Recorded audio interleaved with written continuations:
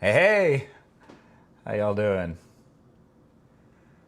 And also, more importantly, I figured out how to make the stream near or near real time. So in the past, I have been like a full minute ahead of you. So I say something and then I was waiting a long time.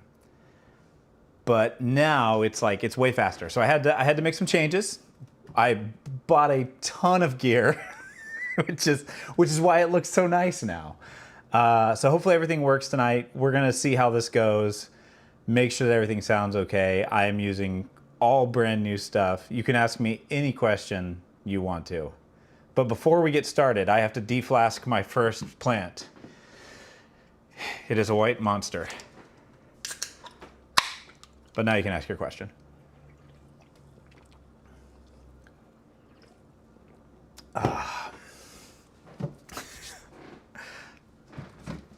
All right, so tonight the plan is tissue cultures. So we're going to talk and deflask quite a few tissue cultures. So we we are going to do quite a few. I'm going to show you some of the ones that I've already got going. I've got a giant, I shouldn't say giant, a pretty good stash of some TCs that we're going to do. I think it's probably about 15 or so TCs we'll try to get done. And then we will go and do actually some tissue cultures, and we'll just kind of talk through it and just get a feel for what it is to actually do tissue cultures, because I was terrified to do tissue culture. And then I don't know, I got a wild hair because you guys actually suggested that I go check out Moose. I went over to Moose Roots, bought some TCs. He sent me a few extras in there just to kind of get me going. And now I wonder why I waited so long to do it. So my goal today is basically to help you overcome any fears that you might have, help answer any questions, and set realistic expectations for your first experience with tissue cultures. So we'll kind of go through that. As far as buying gear, yeah, I definitely bought quite a bit of stuff. One, I bought a new camera. I have wanted to buy a new camera for years, though. It had been, I think, about 10 years since I had bought a new camera. So that was a kind of a personal must for me anyways, just because I like to do photography and things. So my one businessy side of it was that rather than getting a technically camera, I got a cinema camera, so that it was a little bit different. And it still takes great pictures though, so fine by me. My old camera was probably 10 years, 10 or 15, about 10 years old, I think. And it just couldn't do a lot of the things I wanted to do. So we're moving over to this. So as far as like the gear, yeah, I got the camera. I got a lot of just kind of random nuts and bolts to kind of make things work. I got a MacBook Pro, which I swore I would never buy a MacBook. I am like a build your own PC guy through and through.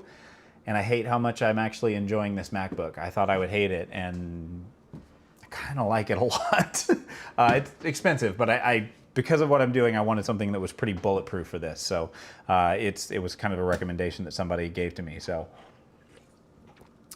Windows has not been very stable in the mobile environment for me lately. I use a lot of Windows laptops, a Surface laptop, and a couple things for work, and I just was not going to deal with it for live streams. So we're gonna kind of go in there. Yeah, we will talk about some stuff as far as how happy is the wife. Happy with the gear buying. My wife is my business partner, so in general, I try not to buy something without talking to her, at least something big. If it's something smaller, I might, buy without necessarily talking, but we're in this together, right? So she is the one, if you buy something from our website, she is the one mostly that packs the orders. I hand sign all the thank you cards, and I will help her out if we get a lot of orders. We'll get together on Saturday morning with some coffee and do them together. And do things together. But yeah, we're partners through and through, so we're gonna work together. Rebecca, this humidity dome is awesome.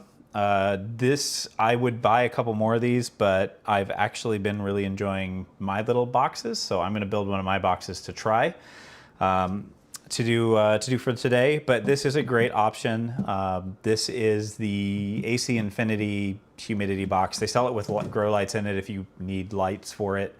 I think it's like 36 bucks for the box, and it's actually nicely put together. So a lot of these just feel like cheap plastic crap, and this is like, it's thick plastic. Like there's no flex or give to it. It's all very, very solid, and it comes in half, so you can, you know, decide how tall you want to have the dome, and it's got vents. I don't know, it's just really well thought out. I quite enjoy this. I think this is a really great option if you want to kind of get into TC stuff. This is a really, really cool one to go. So let's see, crazy thrips. Oh dude, thrips suck. I'm so sorry. I really haven't had to deal with thrips. The thing that I will tell you, and I'm going to make a video on this because I need to do a video on this, but with pests, just everybody, the trick to dealing with any pest is just look at what their life cycle is and then hit it relentlessly for like 3 to 6 weeks. So if you've got thrips, right, they're going to reproduce, and you have to basically, you got to stop them from, you know, they will lay their eggs and then they will keep going. So with thrips, you got to figure out like where they live, where they reproduce, and then try to interrupt them in as many places as possible. So for simplicity's sake, let's actually start with fungus gnats. So fungus gnats need to lay their eggs in wet soil. So if you can keep the top 2 inches of your soil dry, they have a really hard time procreating. So that'll kind of kill the larva, and then you can use sticky traps to kill the adults. So just top 2 inches of soil dry and sticky traps, and you can technically get rid of them. You can add BTI drops, and that will actually kill the larva. Mosquito Bits has the stuff in it, but I just buy BTI. Thrips, you know, their process basically is like every 3 days or so, 3 to 5 days, I think, is their reproductive cycle. And you want to hit the leaves with spinosad, and then you're going to hit the soil with like bonide granules in the soil. And if you do that and like consistently hit them like that every 3 to 5 days, then you can get rid of them. But like with thrips, the trick with thrips is that they can lay their eggs, I believe, in the actual leaf tissue of the plant, and so they become a little harder to deal with. So you have my full sympathy there. But the biggest thing with pests, honestly, is just relentless consistency, and then when you think you're done, just keep going. No pest is a one spray and done thing. You've got to just keep going at it. So my condolences on that, but we'll do a pest stream sometime. I actually live near one of the guys that does natural enemies, the copert guys, the beneficial bugs. Whatever, he lives like a few blocks away from me. I've thought about having him over sometime and doing like a let's just talk beneficial bugs. I personally have not used a lot of beneficial bugs, so I'd kind of like to learn. Camera, this is my face. Please focus on it. All right. Let's see. Yeah, tissues giveaway. Nice, nice. You didn't miss anything. We're just getting started. As far as like, do I recommend the cups or the dome? It really just depends on what you want to do with them. You know, the humidity domes work really well. I'll show you some of the like super budget things. Like if you just want to try tissue culture, you don't want to like go hog wild with it, and you just want something cheap, you can get just, grab one. You don't have to go crazy. You can grab, let's see if I actually have one over here. I may not, actually. I do upstairs. I'll grab one. I'll show you the budget version of how to do tissue cultures, because you do not need to spend a ton of money to do it. And if I'm breaking up, I'm sorry. I am miles away from the PC already. All the way upstairs and come. I made it to the garage last time, okay. All right. If you want to do tissue cultures, technically speaking, all you need is some kind of a small pot and a Starbucks Dutch Brothers cup. There's your humidity dome. It works fantastic. I have acclimated so many plants just like that. So you don't have to go crazy with it. I'm going to do some crazy setups because I like to do them, but you do not have to. Let's see here. If you have a dome cup and it actually keeps 100% humidity or above 85, yeah, you don't have to. You don't need an extra dome. You mutant gnats. All right. Let's do it. Let's do it. Yeah. All right. So, yep, water bottle in half. Perfect solution. Perfect solution. All right. Let's do this. So we're gonna get started on this, kind of talk about some things. I'll kind of show you, this is kind of my current acclimation setup I've got going on for one of my batches that I did. So this is kind of a bunch of tissue cultures. This is some alocasia I got from Moose. So there's a lot in here, some pretty cool stuff. Let's see what, ooh, yeah, this is a cool one. So this is a metallic blue albo that I got. Really, really enjoy this one. I don't know how easy it's gonna be to see stuff. I gotta figure out how to focus on stuff. That'll be interesting. I think I gotta get like a pull focus or something. We'll figure it out. But this is a metallic blue albo. Basically, it's kind of similar family to that Dragon's Breath back there. I've got like a little balloon heart down here it's working on life. It's a little finicky, but it's figuring out what's going on with itself. And oh yeah, my platinum albo. So this is my platinum, my Bisma albo. I've obviously got the Bisma that you guys have seen several times that has finally recovered from its repot, but I got an albo version because I have wanted one forever, and he hooked me up on that one. So, and because it was a gift, you guys know my rule. If I get given a gift plant, I have to give away 2 corms or 2 cuttings from it before I can sell any of them. So one of you will acquire one. All right, so let's do this. Let's talk here. Okay, so that's kind of it. This batch is still acclimating. Something I want you to kind of know going up front here is these things are not super, super fragile. I think I got under the impression that I felt like if I took this lid off or something, they would implode. There's nothing really that special about them. They are just small plants, right? If you just treat them like small plant starts or small cuttings especially, you'll be just fine. Like if you can handle taking a cutting from a plant, if you can handle growing a alocasia corm, you're ready for TCs. It is no more difficult than that. If you've ever rehabbed a plant with it needed like high humidity, you're ready for TC. It doesn't take any more skills than what you would already have doing that. There are, you know, some sad things. You're gonna lose a few plants along the way. I actually, for the first time, lost a couple on this batch. Not 100% sure what happened, other than I just wasn't paying as good of attention this time because I had so much other stuff going on because I decided to do a giant book club. And so this was a Watsonia pinked off, and it is gone. So, you know, you're gonna have some plants that you lose, but to be honest, if you've ever purchased corms, sometimes you lose a corm. So it's just kind of the way it is. You're going to kind of do that. If you want to know, like, ooh, I wonder if this works. Does this work? Does this button work? Ha! No, it doesn't. Okay, whatever. Oh, it does work. If you want to keep up with stuff, I always announce stuff in my Discord. So it's kind of the nice centralized hub. So if you do have Discord, that is a really good place to go.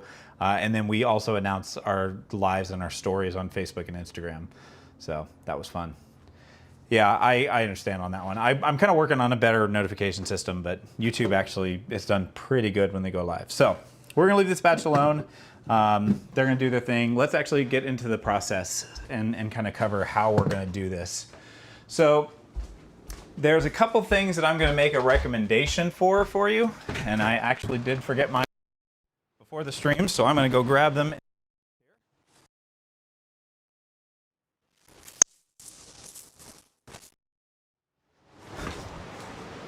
But I'm grabbing something that I think is wise. And that is gloves. All right, so here's the thing with tissue cultures. Most TCs are probably fine to touch.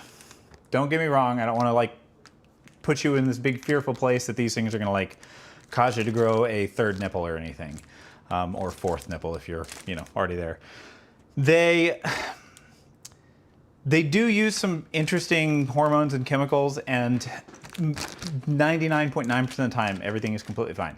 However, if I didn't make the multiplication media, I personally choose not to touch the plant. So, because I don't know who actually mixed and did all the work on these, I don't know what their standards were. And so until I clean the plant, don't touch them. That's my personal opinion. I know Mason from Moose Roots shares that, as well as a few other people. I mostly want you to understand that when I'm wearing gloves, it's not to protect the plants. These plants are already out of their sterile environment. The act of getting them into this little container made them not sterile. Some of these you'll actually see little vents on the packaging, right? It's not a sterile environment in here. That's already been broken. The gloves are for my protection, not because the plants are that sensitive. So, yeah, some people, I just don't feel comfortable with it. I just don't. That's me.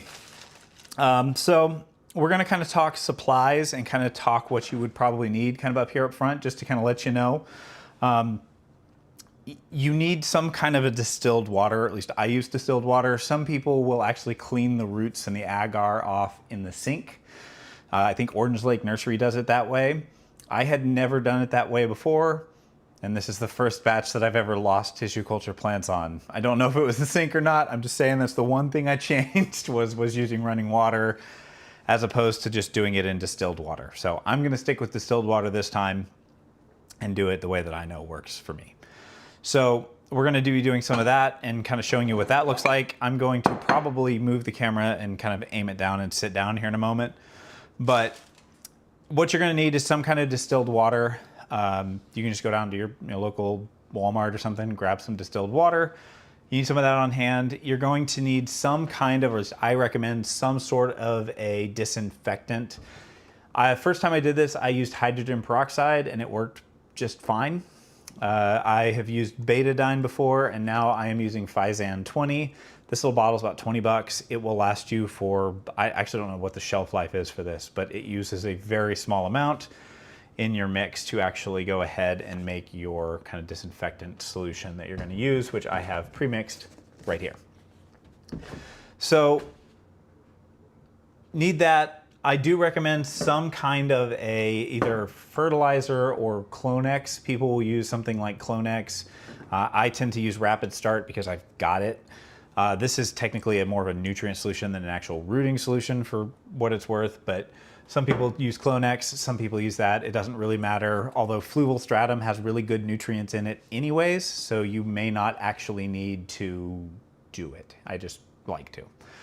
And then from there, you just need some sort of a pot or something to put them into. I'm going to be using our little self-watering cups that we print and then putting them into what will look like a self-watering container to you.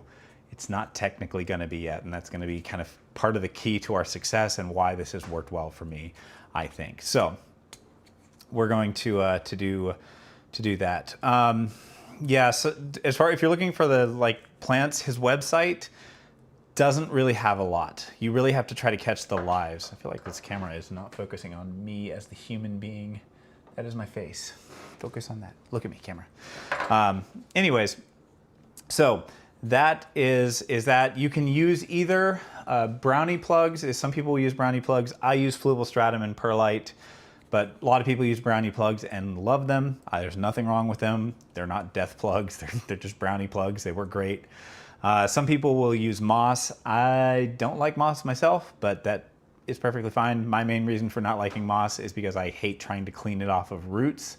And especially if I've got a small plant, I don't want to lose a bunch of roots because they're really stuck and embedded in the moss. So I choose not to use moss, but people do it just fine. And some people just use like Coir and Perlite mix. So there's a lot of ways you can go. I like Fluval Stratum. I've had the best luck of a Fluval Stratum mix with Perlite. I've got a couple of the Fluval that I get is just your normal Fluval Stratum. So you can get it at Petco or anything like that. Amazon, I think, sells it too as well. But it is just a kind of a Fluval Stratum bag like this. And been having a lot of luck with that. I just like that it has nutrients in it. And then Perlite, I just get a Perlite that's about the same size. So my Fluval Stratum mix, 50-50. And it just kind of looks like that. Okay, so that is kind of the way that I do it. All right, so let's kind of get going in here. So first thing I'll say, and I kind of mentioned it before, do not treat these things or do not fear tissue culture in terms of like being overly gentle. You're going to kind of go through this process. You're going to feel like at first, the very first time that you do this, you're going to feel like, oh my gosh, these things are just tiny, and you know, I have to treat these things like it's some kind of a lab experiment. No, they're just plants. They're just little plants. So I'm going to aim this camera down a little bit so that we can all see what's going on. I will say something I am working on for future live streams is I want a chore cam. I'm going to put a camera right here so that you guys can see exactly what I'm seeing. That, or I'll get some some of those Ray-Ban glasses and give you guys a POV view. All right, let's see here.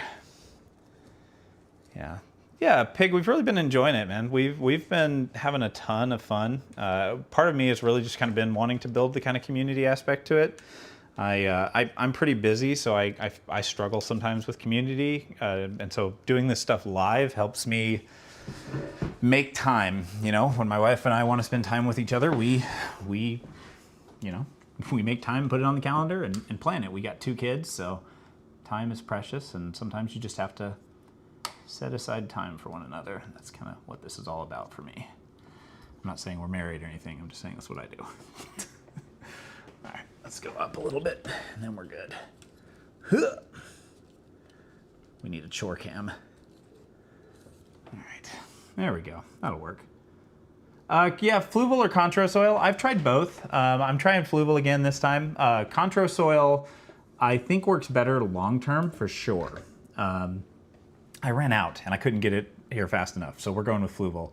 I will say, contrast soil was technically the only other thing that I have tried differently that last batch. I don't think that anything there was the problem. I need to look and see what the actual data sheets say. I think contrast soil has a little bit less kind of nutritional value, if that makes sense. But I'm still looking at that. But it definitely lasts a lot longer. For me, contrast soil was really expensive, and so when I'm using it for what's considerably a kind of a shorter term, which is this first tissue culture acclimation in these smaller containers, I've started to save my contrast soil for when they get a little bit bigger and kind of invest it there, because fluval's a little bit cheaper for this phase. So, all right, cool.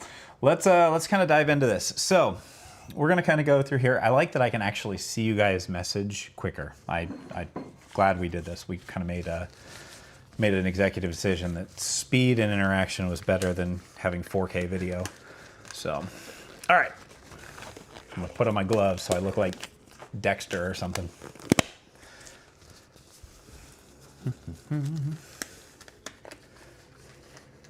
Get my hands nice and sweaty. All right. Yeah, contrast soil is great. I really like it. So don't take the fact that I'm not using it today as like I tried it and didn't like it. I actually really like it. I just, if I'm going to potentially lose some tissue cultures, I don't want to waste it, kind of thing. All right. Alrighty. More white monster. So let's talk about the plants we're going to do today.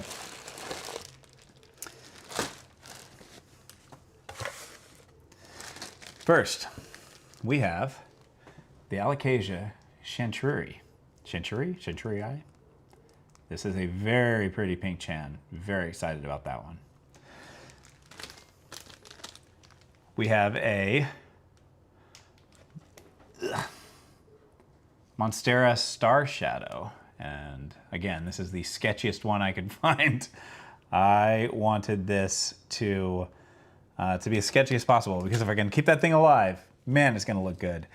Contrast soil is basically fluval stratum, but it doesn't break down as much, and it has slightly less organic nutrients for the plant. So it's less effective in some ways, but it lasts way longer. If you're doing hydroponic setups, it's kind of great because you're providing your nutrients. I think if you're gonna use fluval stratum with just distilled water or just kind of clear water, fluval's a better pick. I think if you're using fertilized water, contrast soil might be the bigger pick. Maybe that's the way to think about it. Yeah, I got this one from Solar Monstera. So I did an unboxing video. So something I'm starting to do is I'm trying to do a kind of a secret shopper series. where I basically find some people on Palm Street and like Whatnot and some other streaming places and try them out and just see what I think. So I've got to kind of figure it out. So every every time that like somebody signs up with our little like sign up link, we get a little small like $1 commission for it.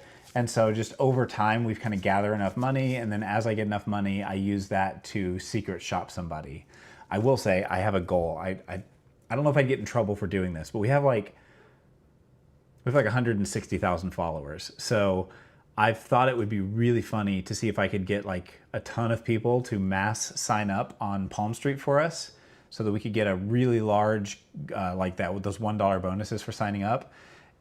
And then I could find somebody who was like, it was their very first stream and just buy every single plant in their shop and just buy them out just for fun and then give them a secret shop good review. So anyways, so we've got Monstera Star Shadow. We've got a Sandariana Bull or Sandariana Pink, whatever. It's technically it's a Amazonica kind of thing. So so we can do that and have it be your first stream. That's there you go.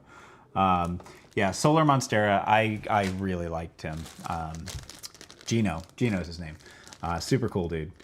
This I got like, okay, and this is going to bring a good point up here. So this is a variegated Clarinervum. So a Aurea variegated Anthurium Clarinervum. I'm super excited about that. Those are like what I'll call the like really exciting ones that we've got today. Then I've got a Anthurium Magnificum and Dark Phoenix. I have a Anthurium Hikuri Pink variegated thing, another Anthurium. I have an Anthurium Magnificum. So some of these are just kind of your more kind of staple Anthurium. Got a Anthurium Black Velvet. Anthurium Regal, I'm not really sure which is correct on that one. Anthurium, it says Silver Brush. I guarantee you he meant to say Silver Blush, but we've got one of those. We've got a Magnificum Silver Blush. This is a Hikuri Aurea, so rather than the pink, it's the Aurea version. And then what is this? This is an Anthurium King of Spades. So we've got a bunch of kind of more common Anthurium, and then we've got some like really cool kind of bougie Alocasia and Monstera that we're going to be doing today. So really excited about all those.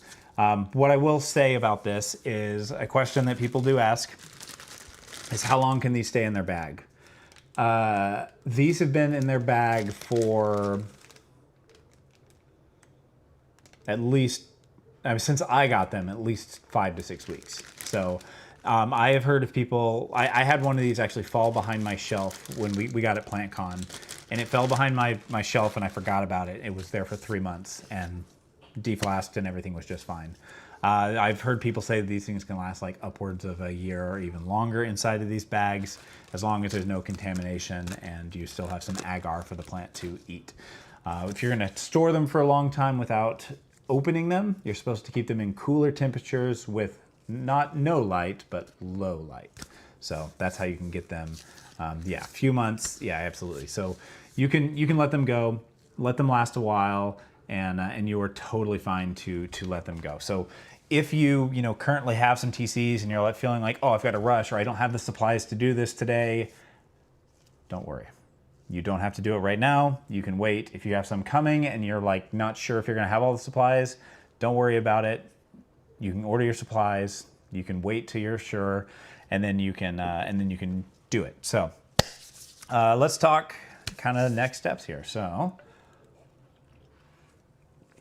how do you deal with mites and fungus gnats without chemicals?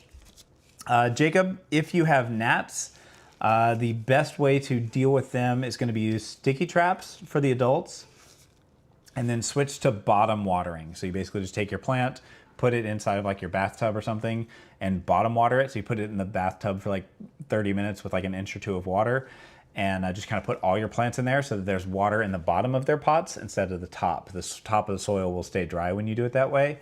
And that dryness of the soil means that the adults can't lay their eggs in there. and the sticky traps will take care of the adults and kind of keep them from spreading from plant to plant. If you do those two things and you stick with it for a while, they should disappear pretty quickly. As far as mites, spider mites, the trick for spider mites is actually that their biggest weakness is that they live on the leaves entirely. So because they live on the leaves basically completely, you can actually get rid of mites entirely with water. So if you don't have like a massive collection, this works a lot better, but you can actually physically remove them with like a microfiber cloth or glove or something like that, and do that over the sink and just spray the plant with water, use a microfiber glove or cloth, and just really get the mites and all of the eggs off of the leaf, and do that every 3 days. And you actually can get rid of mites purely with water. So you have to be very aggressive.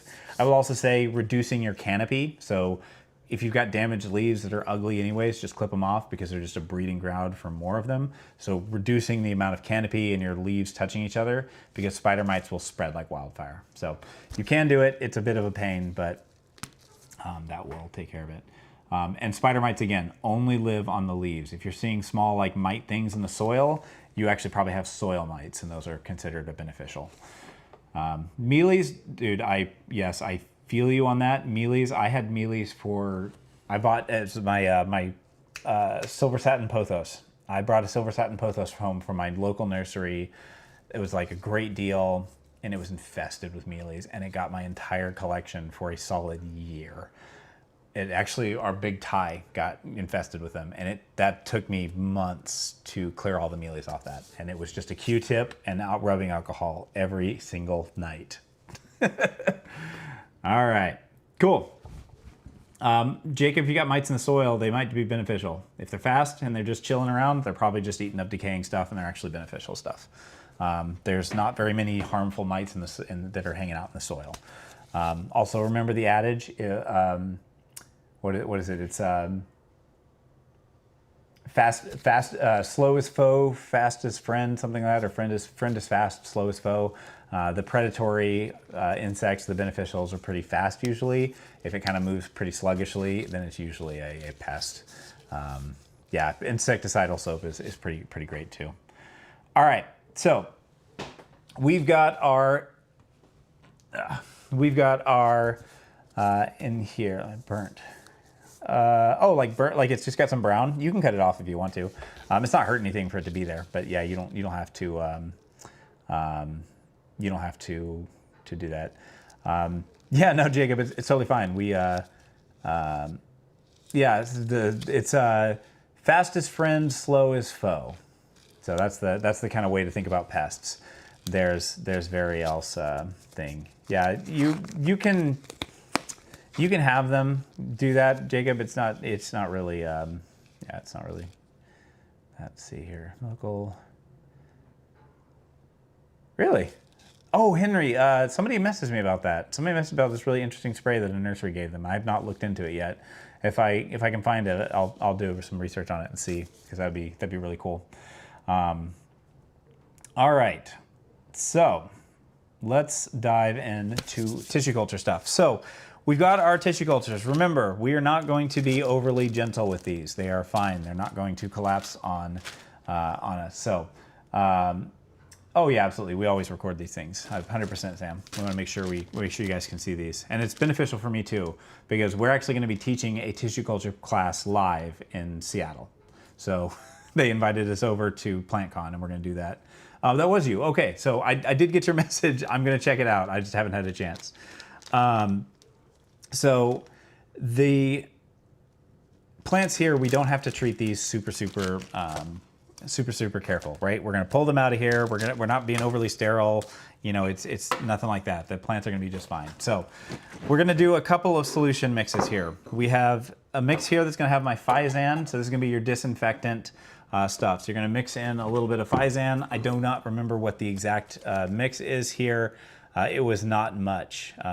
There's 2 tablespoons in 1 gallon of water, and I think I did even less than that. So it's only a few drops or something in a gallon. It's not very much. You just a teensy weensy little bit into a mix here. This is distilled water. So it's distilled water and Fizan in the left container here. And then we have a pure distilled water, which I will magically procure from the floor over here. And just so we're all aware, I'm going to spill water everywhere. So just accept it.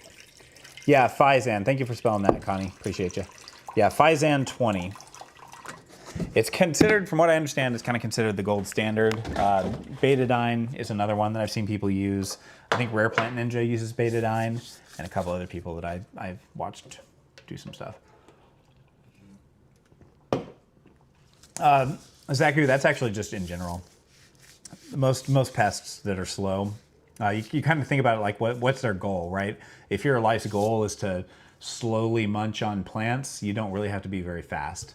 The predatory and more like fast bugs that are just vegetarian-y kind of things, or not vegetarian, that are like running around and you know, catching stuff, they're gonna be nice and fast. So it's like, think about it, like mealy bugs are super slow. Spider mites are like the fastest of the nasty bugs. Thrips, kind of, I guess. Thrips can actually lazily fly when they become adults. That's what makes them suck so much. All right. Have you deflasked without the Fizan?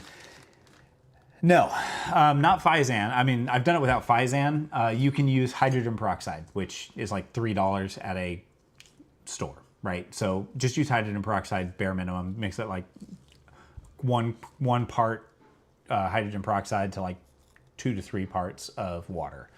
For $3, you can't beat it. I used it the first time I did my TCs and it worked fantastic. So if you don't want to pay the $20 for some Fizan, go for that and it works just fine. All right.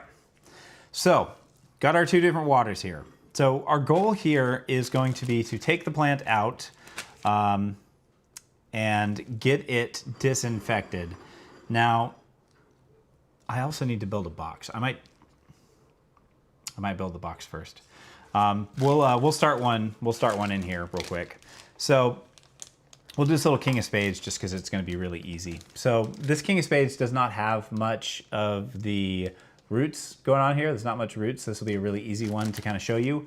If you want really, they're easy to clean, but they're hard to acclimate. And Therium are really, really easy for like the prep process. But I have found that when they're really small, you have to keep them in high humidity for way longer. I've actually lost a few Anthurium that were like fully acclimated, but they're so small and they're so fragile that I think that I'd just rather have them in higher humidity for longer. So these are really easy to clean if you want to just kind of get the experience of how to do it. But I actually don't find Anthurium to be overly easy in tissue culture. Ironically, the easiest I have found to be Alocasia. Alocasia, they love TC. So easy. So we're going to put this thing in here. We are going to kind of take our, and Fizan, from what I understand, isn't great for you to touch with your bare hands anyways too, by the way. So another reason for gloves. And my whole goal here now is any root that is kind of sketchy looking, so anything that's brown, anything that kind of sloughs off the plant easily, any kind of plant material. So there was like a little piece of probably like an old leaf on this thing. I'm going to remove that, and I've got a little kind of paper towel here that I kind of use to wipe off my finger. Anything that comes off easy, I am going to get rid of here. If you strip every single root off of this plant, it's okay. Okay, it's going to be in 100% humidity. It's okay. So I'm going to, oh yeah, I can hit a button and I can link Discord. Check us out. Boom. I got a stream deck. I was like, if I'm streaming, I gotta have one of those cool little stream deck things. And I'm gonna be honest with you, it's pretty sweet. I can even post, if people are like looking for affiliate links, I can apparently press that now too. So lots of stuff. I have a privacy mode button in case my kids run in the room. I can just hit it. And then you guys don't have to see my kids. Well, not don't have to. I don't let you see my kids. I hide them. Okay. Internet doesn't need to see them. All right, so we're gonna put this in here. We've got this thing kind of going. Again, I'm looking for anything. If I have the oldest leaf, I'm gonna check the oldest leaf and kind of give it a little tug. I wanna see if it comes off easy. This one feels nice and stable. I'm gonna give the leaves a little bit of a clean too in this Fizan. I wanna make sure that every bit of this is clean. Okay. I want nothing left on these things. All in all, I'm pretty happy with that. So we're gonna put that in there. We'll let that sit for about probably 3 to 5 minutes inside of this container. While this one does this, we're gonna build a box. We're gonna build a box. So I'm gonna steal from my own inventory, make my wife sad because she spent all this time packing stuff and I'm about to steal from her for something. Oh wait, no. Oh, I don't have to steal from inventory. I have B stock. There we go. We have B stock. All right, 1, 2, 3, 4, 5, 6. Nice.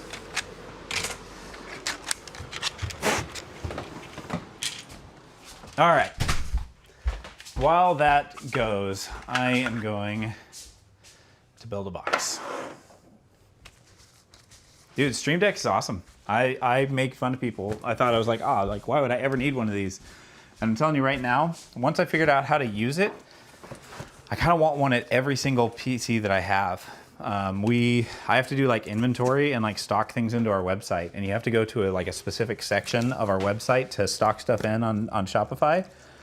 And it's kind of a pain to get to. And I can just press one button and it takes me right to the place I need to be to stock something in. So it's just little weird stuff like that that really makes life good. All right, we're gonna build a little acclimation box. I've been using these for my boxes and it's been great. Why did I switch to Phison? Somebody recommended it. I like to try stuff. So just because I've done something one way, doesn't mean that I'm going to do it that way forever. And sometimes, honestly, I try stuff specifically for you guys. Sometimes I'm like, I can afford to take the risk, so to speak, because if I make a mistake, it's good content. If I make a mistake, I fail, I kill some $300 plant because I tried something new, I get good content out of it, and you guys get something to wallow in my misery with me. If it happens to you, it kind of sucks because it's like I didn't take the time to try something for you. I'd rather just try it and let you know if it works or not. I've had pretty good luck with Phison. We'll see how this next batch does as well. I'll throw those out.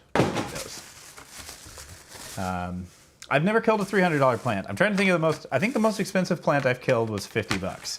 And that was that, and I don't think I get to take the credit for that one. I think that was, that was just a tissue culture plant that just failed its acclimation, basically. I've long said if something dies in your care, it's technically your fault, but I think I just wasn't paying enough attention to it, and that's okay. I bought it on a whim. All right, so we're gonna make a little box. Yeah, you literally just take the TC. So we've got this thing in here, it's clean. It's probably been about 5 minutes, so I'm gonna go ahead, pull this one out, and we're gonna put this into our distilled water. We're gonna kind of swish it around. We'll spill some water on the MacBook because that's wise. And then we will put that in that water, and we'll start our next one while I build the box. That way we're not just kind of sitting here waiting while Patrick awkwardly builds the box he probably should have built earlier. We'll go ahead and grab the next one. So we'll, you guys want to grab something spicy? Let's get something nice. Let's get this Ethereum, this variegated Ethereum. Yeah, a lot of people do the just kind of rinse and water thing. And I think that's fine. I don't think there's anything wrong. I will tell you guys, if it works for you, that's all that matters. If you get a plant at the end of the day that is alive and you get to knock something off your wish list, that's all that matters. This is just what I do, right? All right. Hey, welcome, Texas. All right, let's see here. Let's get here. Go ahead and pull this over here. So we're just gonna kind of clean this off. Again, my whole process here, I'm gonna take a look at this thing. I'm looking for any dead tissue, anything browning, anything gross, any agar. So like right here, I've got some agar kind of hiding in here. You're not gonna be able to see this, I apologize, but there is some kind of this little kind of mushy gel here. That's the agar. And it's basically sugar gel. And it's what the plant uses to kind of live and kind of vibe in, so to speak, eat and grow. But it's also a breeding ground for like fungus and bacteria. When they're doing those little petri dishes and they're trying to grow stuff on it, that's what they're going to be using. So we don't want that in our resulting kind of mix, because it's just kind of a breeding ground for stuff we may not want in our plant. So we're going to go ahead and get it cleaned off. The Monstera in the corner. Oh, that one back there? That has a Barina TR40 on it, and that's all that's lighting it. You know, tissue culture just is kind of like a thing for everybody here. It's technically just propagation, right? I think sometimes we think about tissue culture as like this like magical, mythical thing.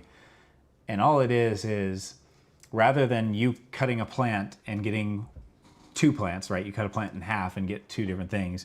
You're cutting plants in kind of more specific ways, but you're putting them into multiplication media, which is basically propagation with hormones. It's all that's ever really happening. Lynn, I'm going to have pink dragons very soon. Back here, she has been going absolutely ballistic. I can see at least 10 corms on that plant right now. So if you guys want that, or if anybody's, maybe should I take some to not LA? Should I take some to Seattle? Last time in LA, I took some to Seattle or to LA and just kind of gave them out to people. It's really fun. Yeah, TC is like it's a that process now. All right, so that plant is pretty clean. I'm gonna get another towel, paper towel here, and go through here. Continue deflasking my white monster.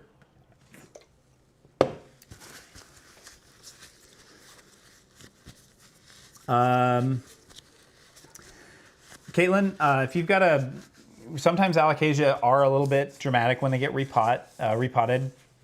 Something I've started doing is when I repot them pretty low. Like if this is the top of your pot, I'll trace the leaf back to the oldest leaf, excuse me. So it's the furthest one on the outside, and that leaf goes at my soil level.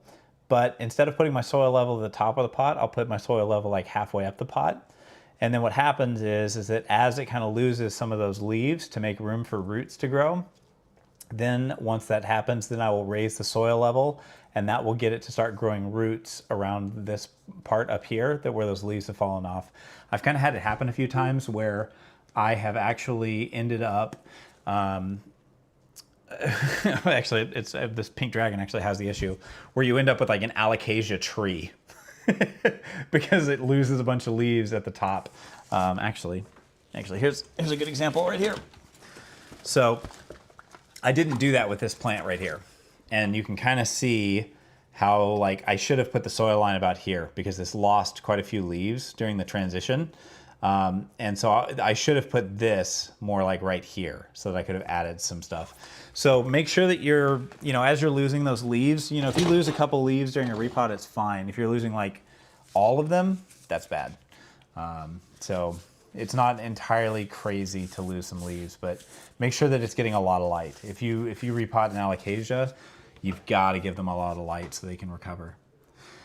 So we're gonna go ahead, about 3 minutes.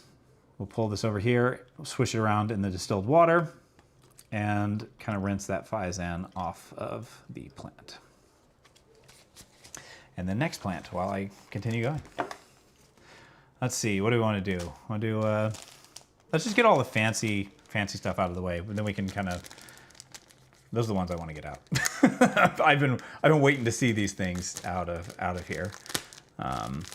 But Caitlin, if you have a specific one, you're welcome to shoot me a message on like Instagram, or I do not respond to my TikTok messages almost at all. So if you message me on TikTok, I'm sorry, but I don't spend time on TikTok because if I get on TikTok, I will lose my afternoon. Oh yes, okay. So this is an agar mess. So this absolute unit of a plant here. See if we can get this thing up. Touch my expensive camera here with my, there we go. So see all this stuff here? We got to get this stuff off. We do not want this gel on our plant. Okay?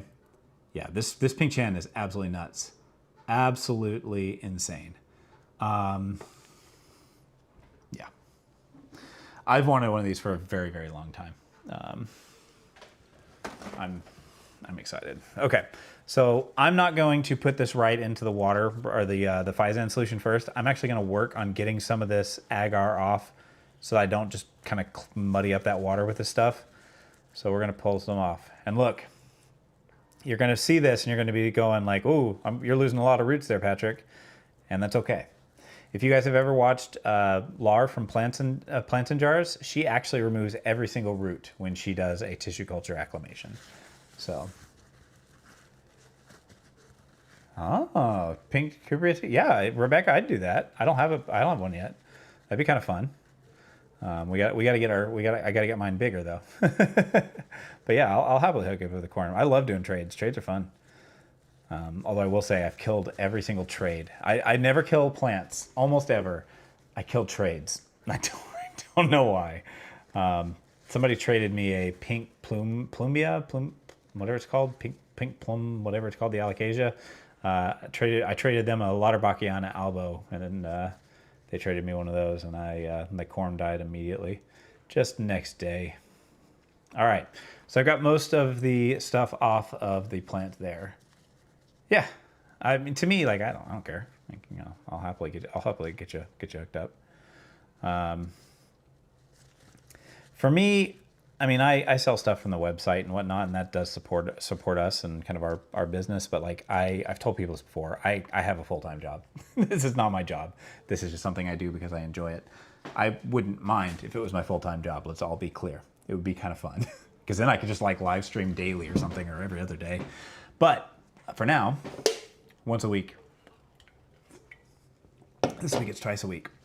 Okay, so every time I touch something, yeah, I know, Sabrina, I'm protecting myself, and I will clean the table after I'm done. Okay, so I have all of my stuff here. I will bleach the table when I'm done. Yes, you are 100% correct, but I do have a trash can over here. So we're gonna go ahead and do. Yeah, so Zena, you can run it underneath the water and do that. I lost a few plants doing that last time, and I don't think it was that caused it, but now I'm gonna try not doing it this time and see what my success rate is. Like I said, I don't believe that was the cause, but I'm just gonna try things. So these roots came pretty much right off. So again, I'm not being overly gentle. I'm looking for anything organic that will fall off this plant with light touch. Okay, so I'm more interested in getting rid of the agar, like above all else. I do not want any of that on the plant. I don't want anything in here that has like rot and decay on it. I want it nice and clean. And if that means I lose roots, so be it. Ooh. Any plant recommendations for plants that don't get bigger than 2 feet tall for a dart frog enclosure? Small plants. Ooh, I see. Okay, here's what I'm gonna say about this. I can recommend you small plants. I know nothing about frogs to know if they're safe for your frog, or if there is such a thing as a plant that would be bad for them. Jewel orchids. Look into jewel orchids. They are so flipping pretty and would look really good with a nice cool color frog. So jewel orchid, sometimes they're called lightning orchids. Roxburghy, something like that is one of them. Yeah, that's a great one. You know, Brandon, I really should have a link there for that. Technically, actually, try this. Boom. Let's see here. There we go. That's my link tree. If you're looking for our 3D print files, it's like the 4th link down. The best $150 I've spent. Yeah, they stay really small. I've had one for a couple years now, and they stay pretty small. Solar Monstera, Katie, got me mine. And every single one, he had so many on that live stream, and they were all just absolutely fantastic. So Solar Monstera on Palm Street. I have also seen Orange Lake Nursery have them. So that might be another option for you there. All right, got that pink chan in there. Let's keep building the box.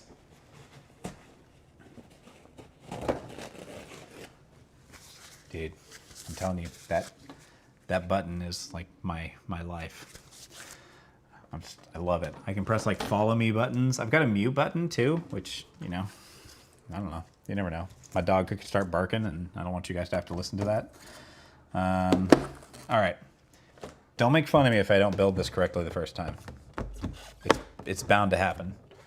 I always forget how these go together. I know it's not complicated, but darn it, we're gonna try. We're gonna try. All right, theoretically, I think it goes this way.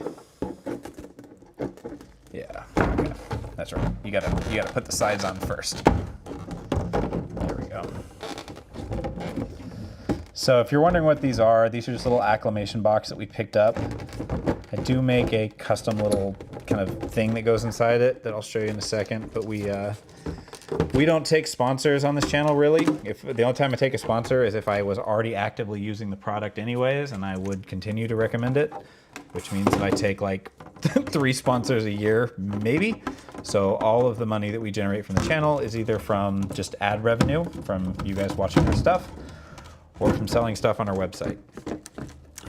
I wanted to be an educator, not an influencer. So, all right, I did it. What fertilizer do I use currently? Currently I use General Hydroponics 3-part. I am in the process of testing out foliage focus to see what I think of it. I keep looking over here because here my chat is here, the camera's here, and I'm trying to get used to looking at both. Yeah, so that's kind of what I use. So I use General Hydroponics 3-part, so they're Flora, Grow, and Micro series. And then I have some like additives that I have added over the years. I did put out a video going through my entire fertilizer recipe. I want to be like super clear with people. You don't have to go that hard. I enjoy it. Please don't feel like you need to. So actually the whole reason that because Growth Technologies just reached out to me and said like, would you like to try our stuff? They liked our vibe. And I was like, yeah, sure, I'll test it out. And the whole reason I accepted that was because I know Sydney Plant Guy uses their stuff and his plants are fantastic. And B, I wanted to try to see if I could come up with a mix that was just easier. I don't want people to feel like they have to have some convoluted 12-step mix to grow their plants. Just because I'm a crazy person sometimes. All right. Yes, I pH balanced to 6.0 because over time I have found that my mixes drift a little acidic. So I pH balanced to 6 and then let it drift down to about 5.5 after about a week or so. All right, cool. Got that. Oh, Green Escape had some. Green Escape can have really cool stuff. I've had them send me a couple things that weren't correct. So I think with Ethereum, it's more of a problem than anything else. So just heads up, they're a very fast moving operation and they import their TCs. And I don't know that they have as tight of, I don't want to say quality control because everything I've gotten from them has been okay. Verification that your plant is the correct plant in tissue culture, I don't think is as strong with them. They seem like cool people. I have nothing against them. Just so you're all aware. That's just my experience with them. But they all seem like cool people. I have purchased many plants from them, to be fair. Like they give some of the best prices you will ever see. All right. Let's see here. Brandon, when you get that print off, make sure you let let it cool. Those quite intentionally the layer on the bottom that the corm sits on is really, really thin, and you'll crack them if you don't let it cool. I take it and I wave it just to cool them down. Okay, so yeah, Green Escape has some. like I said, they're fine. I actually think they're better as a TC vendor, like raw TCs, than they are as sending out plants, unless you're going to pay for expedited shipping. Let's see. Do you recommend anything from Home Depot? Spider mites. If you want spider mites, it's a great place to get them. Every time I go to Home Depot, their plants are covered in spider mites. I don't know what it is about hardware stores. I suspect it's because they like bring in all the woods that they have outside and stuff, and the wood and like all the extra stuff they have is just covered in pests. I have nothing against them.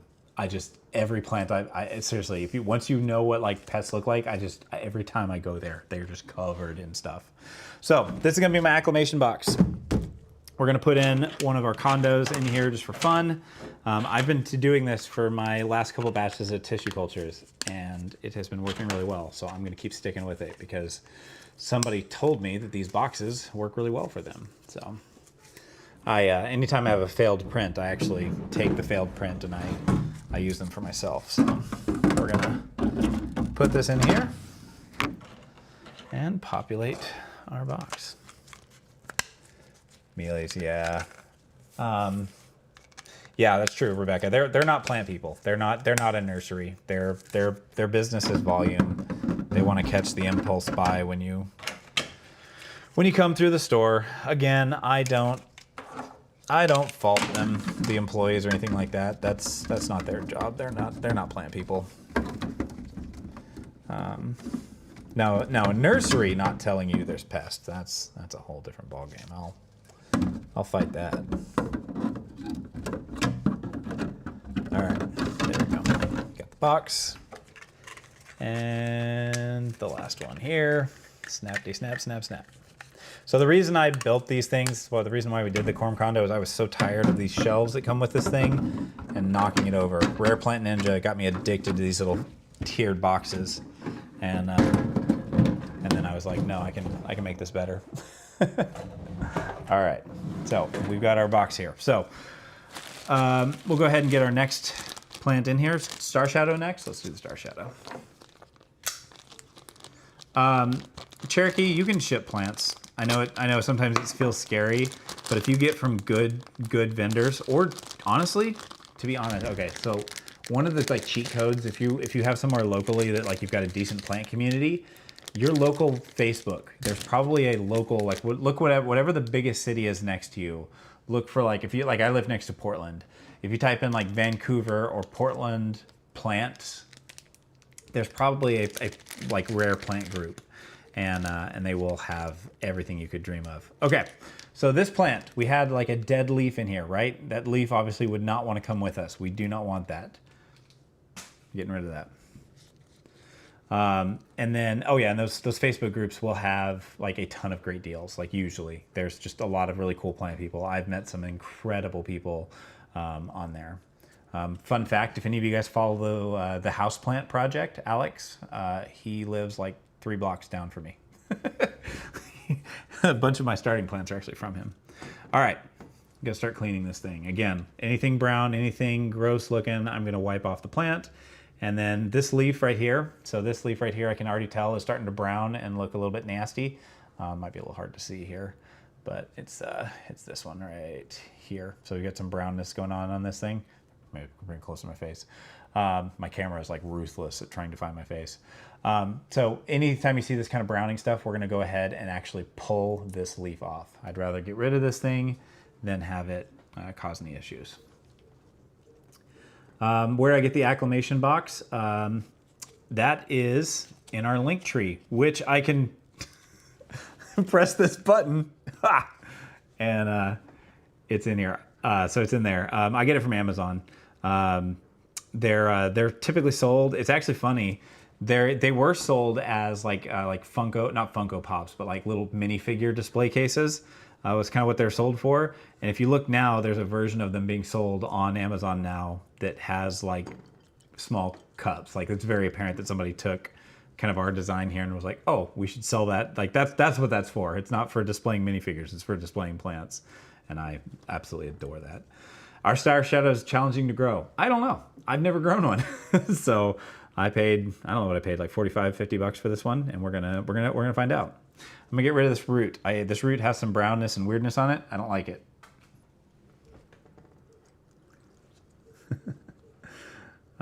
Bay, California. I bet California's got some good plant deals. All right, so there's actually quite a bit of brown nastiness on this plant, so I'm going to spend a little bit of time just kind of with my fingers, just kind of coming in here looking for anything that I can get rid of that seems questionable. If I can, I like to keep at least one root. I don't feel like I need to keep more than that, but I do try to keep at least something going on.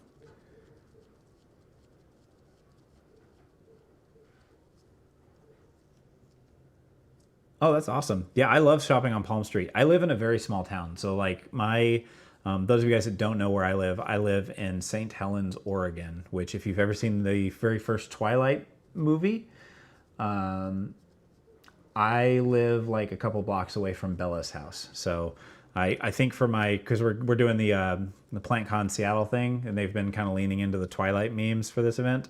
I think I'm going to film my announcement video at Bella's house because I think it'd be hilarious. Maybe I'll do some sort of that scene where they're like, I've only seen the first one. It's like when they're in the woods and she's like, I know what you are, and she's like, say it. I think it'd be funny to do like that, but then just be holding a ton of plants, like a plant hoarder. Like, no. But it'd be fun. Oh, somebody asked me, I saw a question earlier. I apologize. I saw this earlier and I meant to comment on it about how to know. They asked the question roughly was, how do you know like you're getting a good deal or like not overspending on a tissue culture on Palm Street? The trick there is one, know the market. So something I would recommend you do is anytime you're shopping for a tissue culture plant, go look at Orange Lake Nursery, because Orange Lake Nursery, even if they don't have the plants in stock, will have plants priced at kind of what the market rate is. They might sometimes be a little bit slow, like some plants are just really falling in price, like the Devil Monster is just plummeting in price right now. Like it's hitting 99 bucks already. The water I'm cleaning in is a Phizan 20 solution. So it's just Phizan 20 right here. And it's just a few drops in a gallon of water. It's not, or in this little container here. It's not much. I am dripping water all over my computer. Don't do that, Patrick. It's bad for the computer. Yeah. No, yeah, Christina knows. Christina's been to my house. Okay. So we're gonna go over here and kind of clean out this. Okay. So we're pretty clean here. I'm gonna go ahead now and drop that star shadow into our container here. One small piece of advice to you as you do this acclimation. Keep track of what plants you have in all these washes. Because I only did this because these are like really easy to see what plant is which. But I've inadvertently like put too many of these anthurium that kind of look all the same when they're small into the container, and then you don't know what plant is what. So that, and then label them when you're done. I have done that. As Palm Street auction only? No, Palm Street is not only auction. A lot of the live streams, the way they'll do is they'll have like auctions going pretty constantly, and then they'll have a buy now section where you can just buy random plants, and they'll usually be grower's choice. So you don't see the plant. It'll be like a Bulbasaur, right? A Bulbasaur Monstera. You won't get to see it, but it'll be like 13 bucks for a Bulbasaur Monstera tissue culture. All right, let's dive into the next thing. So we are all clean here. We'll go ahead and to pull that off.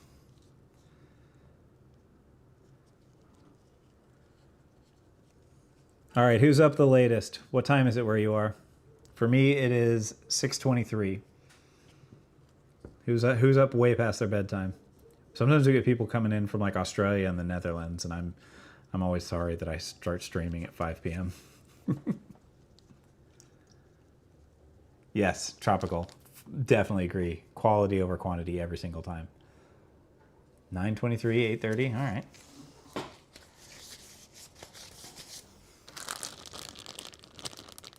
I love. Oh, how long did I acclimate them? I would not say the phrase that I acclimated them to my house. I was lazy and didn't get to them, to be clear. My recommendation is give it a couple days. Two to 5 days is enough, just to let it get used to the temperature your house is and kind of the lighting you've got going on. So I just put them on my grow shelf, usually vertically like this. It's just in like a little box container, and it'll be like one of my lower lights. Like I have a grow shelf with like T5s on it. You have to remember that some of these tissue culture plants have not been getting much light for a while. So I will just put them under T5s because they're a bit weaker and do that for about, 2 to 5 days, and then they'll move on to, Brazil, nice. Nice. Go to bed at 4 a.m., respect it. 8 p.m., oh, nice, nice. 10:30, all right. All right. So I'm gonna go ahead and get this Sundariana Aldo out of here.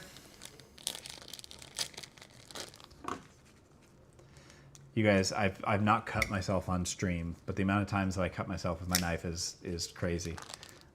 So if I ever cut myself, I'm gonna have Band-Aids next to me. I'm terribly klutzy with knives.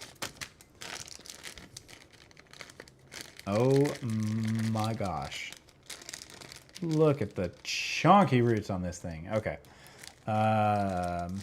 Once again, into my trash can. We are going to do the same thing where I'm going to use a paper towel to get this off.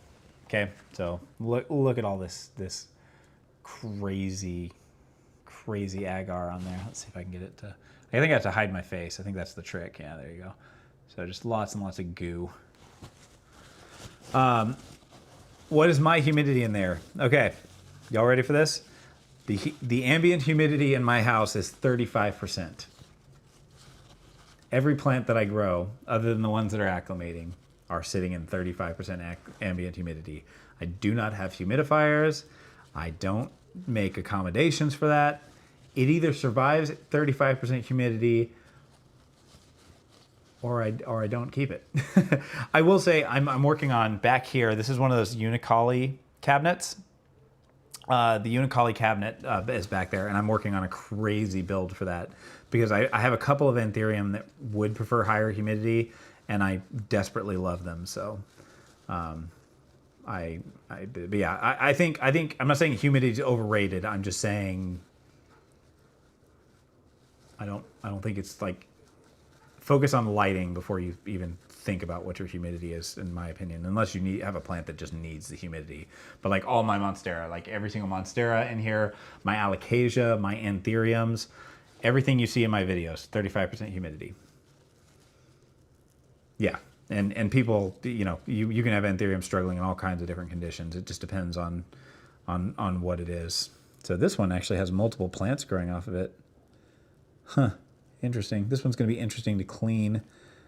We have a plant. This one's actually like it's duplicating. Let's see if I can get an image of this. So it actually, come on, there you go. So over here on this side, there's a small little plant growing. Focus. Gotta hide my face. How dare you? All right, come back, baby, come back. You can blame it all on me. All right, there we go. Yeah. So humidity is just not something I remotely consider because I can't control it in my house. Those of you guys that don't know, Tiffany, my wife, is a book nerd. So she has a lot of books in the house. So out of respect for her, I do not have humidifiers because it would destroy some of her books. So I will not do that. So my main, like my expensive plant room is up in her office. So I can't run humidifiers in there where all of her books are. So that's why. Yeah, Rebecca, I'm not going to separate them. I'm going to keep them all together. Fluff, you're okay. I said I was going to close the submissions on the 1st. I haven't actually done it. So there are some people that have snuck in today. Oh, well, technically, I guess I separated it. If it lives, it lives. Yeah. All right. Do you ever get the room to 55 plus? No, I don't. I don't get anything. I get 30. Like the only time I ever see like high humidity is when it's like a really like rainy day in Oregon, which is many, but we have a like still because we've got like heaters going half the time. The humidity is just garbage in the house, so it's got to be like the right temperature. What's the size of the humidity box? This one's like 14 inches by 8 or 9. It is linked in our links here, which I can. It's in the acclamation box section. Is this exact one link on Amazon? And fun fact, if you want to support us, but you're like, I don't need anything in your link tree, all you have to do is just click a link in our link tree and buy anything. If you need to buy a laptop for school, click one of our links. Don't have to buy anything in the link tree, just as long as you entered Amazon from our link. And within the 24 hours, as long as you don't click somebody else's affiliate link, we get credit for the sale. It's a fun fact. Okay, this one, I'm going to have trouble getting clean. I think I'm going to go ahead. So sometimes when you got these like just crazy root systems, you got to make some choices. So I'm going to go ahead. I'm going to pull off some of the leaves here, put those into the trash. Some of these lower leaves are just going to go. And all I'm doing here is I'm just looking for any place where there's agar just kind of hiding out. As far as the humidity box, by the way, these things, they hold at about 85 to 95% humidity. So that's why I have started using them. It's because they just work. So I'm pulling off roots pretty ruthlessly right now, y'all. I'm just, if it's got agar stuck in there, I'm just removing it. I'm not going to deal with that. It'll grow new roots. I'm going to try to save a few, but I'd rather be thing.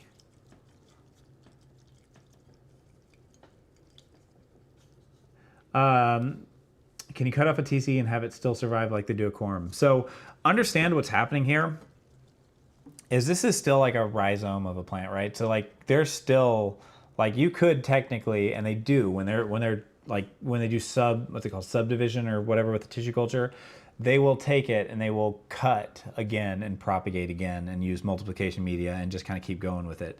So yeah, you can still like, you got to be a little careful, but you can actually do quite a bit further of your propagation. But me personally, I'm not going any further than this. Subculture. Thank you, Rebecca. I appreciate you. I was like, I knew it had a fancy name, or not a fancy name, but I knew it had a name. All right.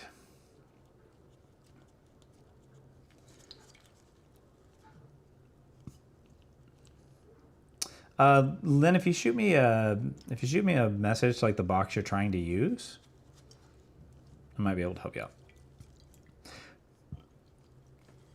All right, got that one cleaned. Let's try the big one now here. Oops. No. Again, losing some roots does not bother me.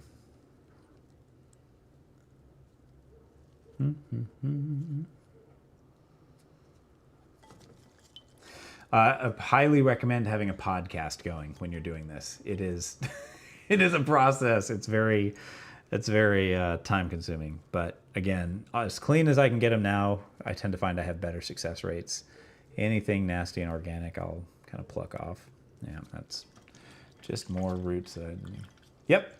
Lynn, I've actually used I've used a small little, one of my favorite tools, just so you're all aware, for like my favorite like little tools is one of those soft bristle straw brushes, because you can really kind of get into your root system and get it nice and clean.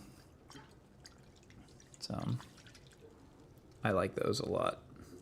Yeah, I think I'm just gonna pluck off. I can't. There's so much agar just glued to some of these roots. I'm just thinning it out a bit. Hi, Thump. Good to see you. All right, let's see here. Oh, yeah. Rebecca brings up a really good point. What I'm doing right now is the equivalent of giving you an addictive substance. Once you learn how to do this, you will just buy plants in bags all the time. You'll just see them on a live sale, or you'll be at like PlantCon or something. You'll be like, I can buy that. and it just opens up a whole bunch of doors.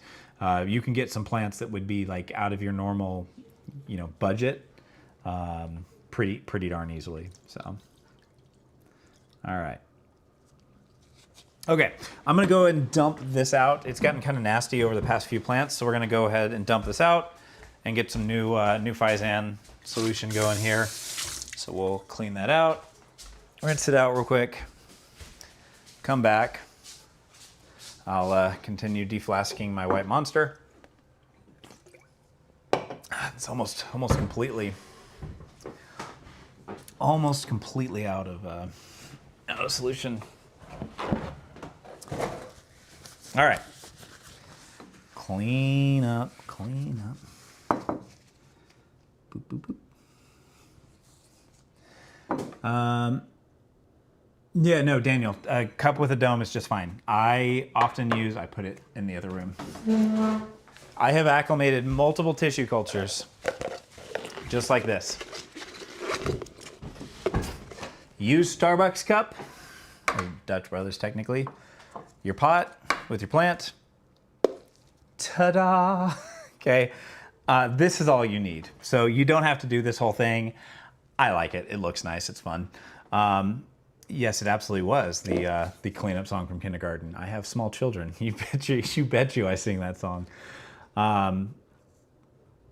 Yeah, William, I understand that one. That's definitely true. So let's see. Let's pull this here. Okay, cool. You know what? Autumn, I'm being pretty clean. Usually it's kind of chaotic here, but I'm kind of feeling the same way. It's not so bad this time. Those of you guys that have not caught my live streams before, I'm usually pretty chaotic. My Doge hasn't said hello, which is, if you guys haven't seen her, that's Willow back there hiding. She's my dog-shaped rug. Wait, they sell tissue cultures at PetSmart now? Oh yeah, where is Luna? I'm actually more surprised she's not down here. If she gets on this stream, she will knock everything that I have worked so hard to keep clean and destroy it all. So, okay. So as far as lighting, I put my tissue cultures once, because I typically have them for about 5 days underneath my T5 lights. Once I deflask them, I actually move them under my T8s. My T8 lights sit about yay high above my box right here. So that's about where I put them. And then I run those lights for about, on that shelf, about 12 to, probably more like 14 hours per day, is how I do them. I'm like, when you say like tissue culture, like they're selling like alocasia and monstera, or are they selling like aquarium plant tissue cultures or something? I'm fascinated by this.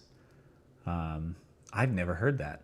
I just whoever was talking about nurse protocol, I just licked my glove accidentally or touched my mouth with it. That was dumb. Interesting. Fern, mainly for aquarium. Okay, cool. Huh. Interesting.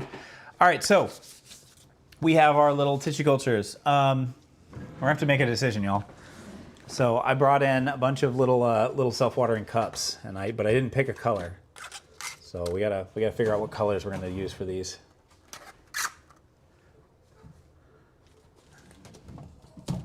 Maybe just not do clear. Maybe we just don't do clear. No, we can do clear. So I found a bunch of like really cool color filament to print our corm cups in, and so I've been slowly collecting every color of filament I can for these things. So I've got like this kind of cool teal color that I really like. It's one of my favorite colors actually. And like we got purples and all kinds of colors. So I'm gonna figure out what color I want to use. Is this teal or is this? Oh, this is teal. Okay. Let's see. Yeah, we print these cups. So people have been requesting that we actually sell these as like an individual item on our store. We typically sell them as like a completed corm cup setup. I'm considering it. I've got 5 printers now, so I might be able to keep up with orders. Selling them as like an actual like combo has slowed down the orders enough to where I can actually keep up with them, but I think I might offer it for like a few weeks and see how it does and make sure I don't sell out instantly, which is my fear. All right, we got a few colors. I think I'll just trust my heart as we go through this. We'll decide. We'll try to pick cups that matters. Yeah, base the color on the species of the plant. I thought about doing that. I also thought it might be fun to like try to match the variegation or something. Like we've got some like we got it like this pink pink chan, and the pink feels right to me somehow. So we might do it here real quick. All right. Yeah, they have glow in the dark filaments, but so one of the things that we do differently. So this is something that I've noticed with 3D printed plant stuff is there's a lot of people that are 3D printing plant products. This is not, I'm not throwing shade at anybody. I think they just don't understand this. A lot of people print 3D printed plant product stuff in like whatever the prettiest, coolest looking filament is, not what is practical for the job that it's accomplishing. So we have one product, I don't even know where it is. Oh, so we have our little corm caddies that we made that we basically put our corm cups into, right? This is printed in a material called PLA, polylactic acid, I think is what it stands for. And so what you can basically, you know, take that into here, put your little cup in there, and it basically holds it, right? So feel like brown and navy would look kind of nice. That's kind of cool. So you can do this, and we use PLA for these. That's fine because your PLA in something like this is just a holder. It's going to always be used inside. It doesn't touch anything meaningfully hot or wet. PLA is fine for that. But we are printing something that's going to be wet constantly. These are self-watering cups. And so you want to print this in PETG, which is harder to print. You have to dry it first or it looks like crap.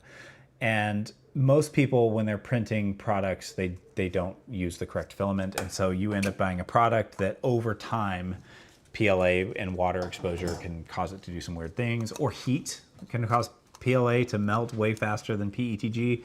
So it's not shade against anybody else. It's just, I think some caution should be used when you're picking the correct filament for a product. And that's just something I disagree with using.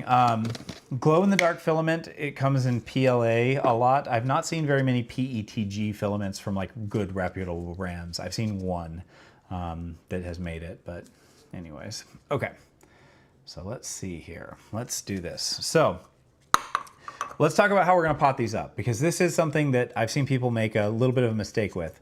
I am setting up what looks like a self-watering cup. That is for future usage. So I don't have to repot these things. I was using those cell trays, like that cell tray I showed you earlier, and that works perfectly fine. But what I found is like, by the time I was done with it, I had to go repot a kind of small plant, and I don't like disturbing small plants especially. So I actually, inside of that container, you may have noticed that my cups, I actually, inside of them, I actually set up this cup by using our little corm cups with the wicks in the bottom. So our cups fit into the cell trays really nicely.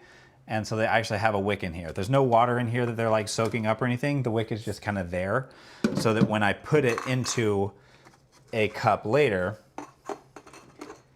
it's ready to go, right? So it's just something I've been doing lately for this batch because these things can survive in these cups for quite some time. And so it's just some thinking ahead, basically. All right, so that's why I'm setting it up this way. But I actually do not put my tissue cultures in self-watering reservoir setups until they're acclimated, because I need to be able to control the moisture level. And the biggest cause of issue that I've had with tissue cultures is when I get them too wet and they just rot out. So I don't put them in self-watering setups. So you're gonna see me kind of do it. It's gonna look like it, but I'll clarify here in a moment. Oh, thank you so much, Mikey. I appreciate that. We have a lot of fun making them. Sunlu makes good stuff. I've had some trouble with them, some of their filaments. Their matte PLA especially has been troubling. As far as a heat mat, I don't use a heat mat for acclimating my tissue cultures, but the warmth of the shelf below, like the shelf below my tissue culture shelf has grow lights on it, and it's a glass shelf. So it naturally is a little bit warmer during the day when the grow lights are on. So I don't use a heat mat, but it is warm.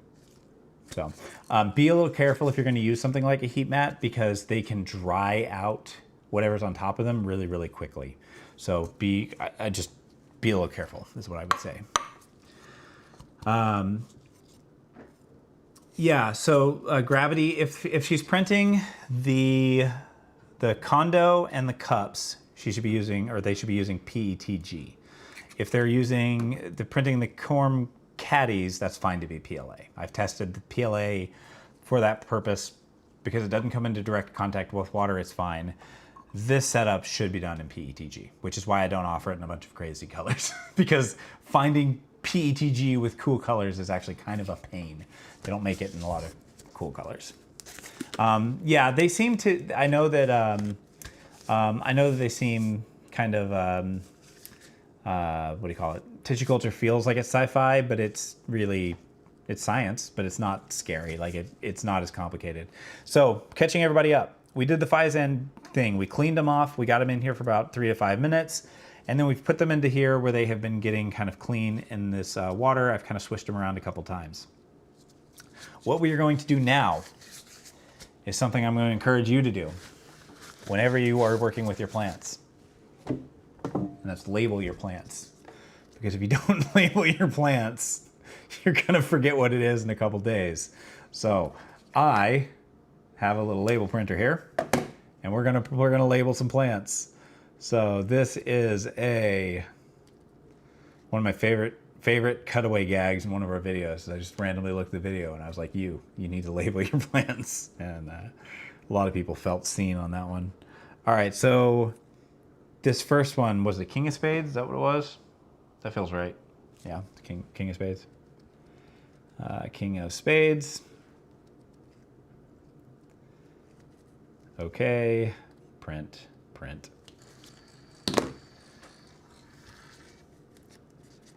Yeah, my biggest mess up with labels is when I'm repotting my like cheaper alocasia. So if I'm like repotting something like a silver dragon or something, I almost never will label the corms. I will just like put them in a little container of water and set them on the kitchen sink for like 5 days, and then I'll run into them later and I'll be like, uh-oh.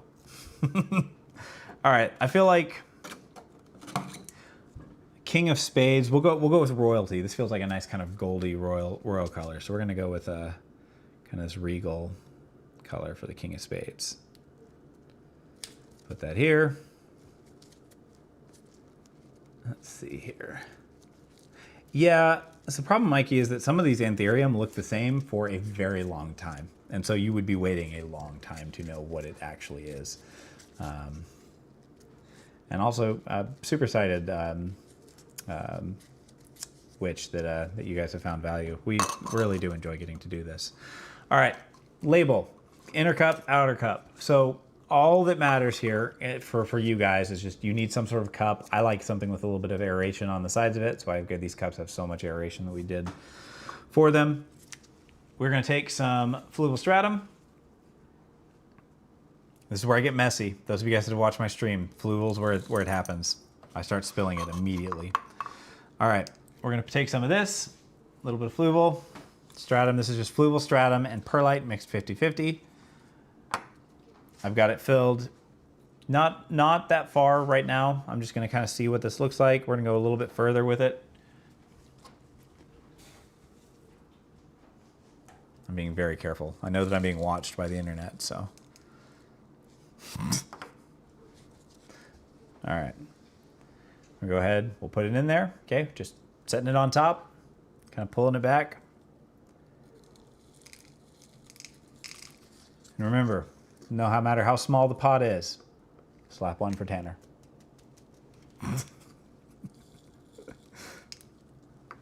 All right.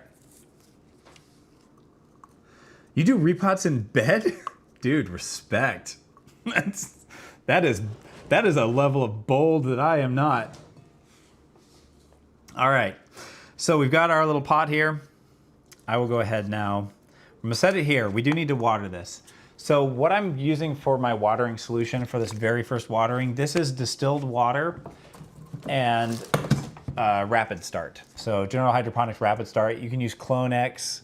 You can use, there's a rooting stimulant that the people at Growth Technologies makes that you can use, just some sort of a kind of a rooting stimulant slash small plant root focused fertilizer. Fluval stratum, if you're using that over contrasoil, fluval has a lot of nutrients in it. Contrasoil, you might need to be a little bit more aggressive with your fertilizer in it because it's got less in it from what I understand. But we're just gonna take this and we are going to water. Now, the goal here is not completely drench this plant and drown it, okay? I've got a lot of aeration in this pot, so I can kind of, you know, make sure that I get all the excess water out of here. I don't want a ton sitting in here. Now, what I'm not gonna do is I'm not gonna leave it like this, where I've got nutrient solution in the bottom here, okay? I think when people see me do this setup, they assume that's what I'm about to do. I actually don't. When I'm acclimating my tissue cultures, I will actually dump that out and it goes right in here like this, okay? The media is wet, the little reservoir is gonna stay empty because when this thing is sitting in 100% humidity or close, this is not going to dry out very fast, okay? When you have 100% humidity, the water, you know, it's like it stays in the air and so things just don't dry out. I mean, it'll eventually dry out, don't get me wrong. But like, I water these things like once every 1 to 3 weeks sometimes, and I will skip them if they look wet at all. My goal is just basically trying to make sure that there is some sort of a kind of wet substrate here, but I am not looking for this thing to be drenched. I'm not looking for it to continuously have access to water. If it's in 100% humidity, you are probably not going to need to water it. One of the reasons I see people kill these things is because I feel like they need to water their plants once a week, and they'll take it out, they'll water it, and it's still just dripping wet because it's been sitting in a box with 100% humidity. Don't do that, okay? Understand when a plant is in 100% humidity, it does not need to be sitting here getting watered constantly. Check it, you know, every couple days, take a quick look at it. You'll notice that you won't be able to see this on the stream, but fluval stratum that is not wet or that's dry has kind of like a chalky kind of texture on top of it. It's kind of a light gray. Fluval that's wet is a dark, oily black. If you see the oily black, your plant does not need to be watered. If you see that chalky black gray, that's when it needs to be watered. What's the rationality for hydrogen peroxide and distilled water again?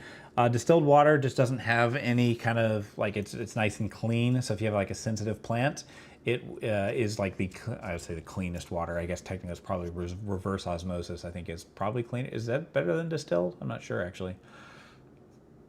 Somebody will correct me on that one. I'm not sure. Somebody knows. I bet Rebecca knows. But distilled water is just nice and clean. I don't have to worry about any contaminants. And some of our local water supplies have weird stuff in them, like chloramine, or like are really salty. If you have like well water, sometimes they'll be a little bit more salty. And I would rather just use distilled water. We have pretty good water here in Oregon where I live, but even I still use it anyways.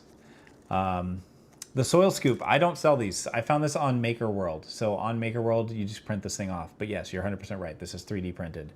I should make my own scoop. I should make a funny one. Okay. Do you use rooting gel or Clone-X solution? You're looking for Clone-X solution. Oh, the hydrogen. Oh, ratio. Got it.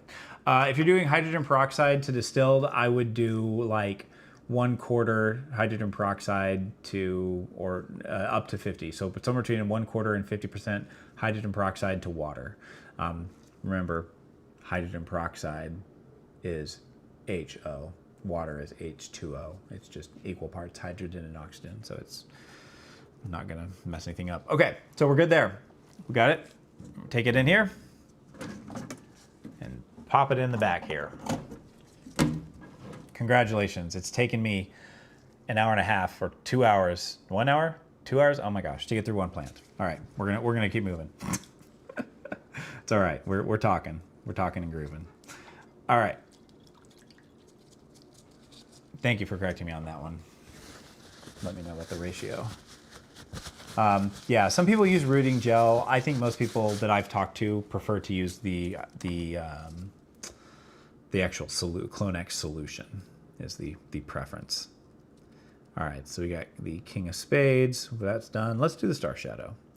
So Anthurium, no reservoir. I'm going to keep this in high humidity for a considerable amount of time. Like I want this thing to size up till the leaves are actually like pretty decent size before I take it out of high humidity. I've lost 2 Anthuriums now because I moved them out. They've been fine on the shelves and then they dry out and freak out.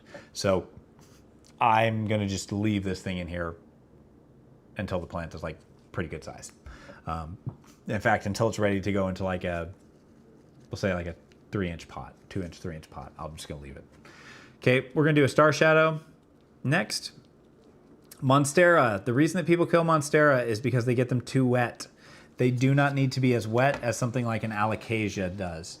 So my goal with this Monstera here is that I'm going to water it again, make sure that I shake it dry, pull it out. Ooh, Star Shadow, what color? What color am I doing for Star Shadow? Feels like I need black for that, but I don't have black.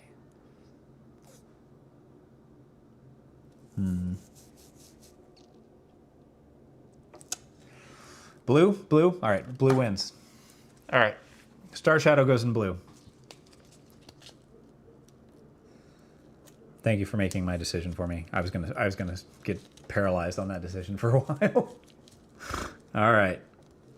All right, Star Shadow labeled.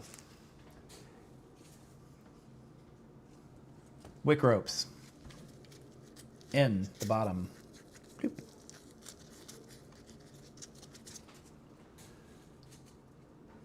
Okay, so Monstera, they got these big chunky roots, okay? My goal here is gonna kind of just be to not break that root too much here and just kind of coil it in here, just like that, okay? So it's gonna be hard to tell. But basically I've got the root here, you can kind of see as it goes in. It's just going in here and just kind of twisting to get the root in here. Sometimes these Monsteras can have some just absolutely crazy big chunky roots, so it can be kind of hard to get them into a smaller pot. I still prefer a smaller pot even when they've got those crazy roots because it dries out a little bit faster. I've found that with these Monstera, that especially these like really highly variegated ones, you've got to be more okay with them getting a little bit drier. Alocasia need to stay wet basically kind of at all times, but some of these Monstera I've been discovering kind of prefer to be a little bit drier. I'm not saying they need to like dry out fully, just that they don't need reservoirs, they just don't need to be as wet. I hope this one lives. Like I said, this is like the sketchiest one I could find. My nose itches and I can't itch it because I've got gloves on that have been touching weird stuff. Okay, how far does the wick go into the cup? So I will actually show you on one here real quick. Let me find a little cup to put this in so that I can use my hands. Hoo-ja. Okay, how far does it go in the cup? Good question. So we actually printed these cups and I kind of designed them so you don't have to think about it. So in the bottom of this cup here, put it over my face, that's the trick, right? In the bottom of this cup, I have a little hole. This is a 1/6 of an inch wick rope. So it is a perfect fit to go in there. And all this is, there's a knot tied in the end of this rope, okay? So I just take that in there, feed it in, pull it through, and then it is literally, that knot is sitting at the bottom. It just needs to make contact. And this goes for every single plant that I own, by the way. All of my wick ropes are set up like this, where it's like it's just touching the bottom. I don't coil them up. I don't like, do this crazy like setup. It's just the wick rope even on a bigger pot. It goes in one hole out another pole. It lays flat on the bottom of the pot, and it does just fine. All the way up to my big, 18-inch self-watering pot with my big Monstera. Same thing. Oh, that's cool. Yeah, Young Auctioneer knows their stuff. They know TC. They're another good live, by the way. They do educational lives too. I've not actually caught much of their stuff. I just know they do it. So I actually pulled the entire interior of that wick rope out. So we're not gonna use that one. All right. So that's my wick. Now we're gonna go into here. And by the way, you are more than welcome to ask questions, whether that is about tissue cultures, random personal anecdotes. I don't care. We've got time. We got a lot of tissue cultures to get through. So, although if you get me talking about a personal story, I will tangent, and I apologize in advance for my ADD nature. So for this one, we're gonna go ahead, water it the same way, right? We're gonna go ahead, come into here, water, and this one, again, I'm not trying to get this thing just sopping wet. I basically am just kind of looking for all of the fluval to kind of turn that darker brown or darker black color.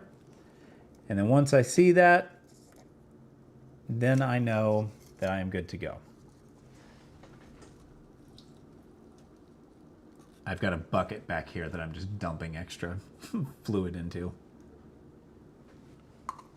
All right, so there it is, right? Nothing in the nutrient reservoir. I know it looks like there's a little self-watering bit going on down here.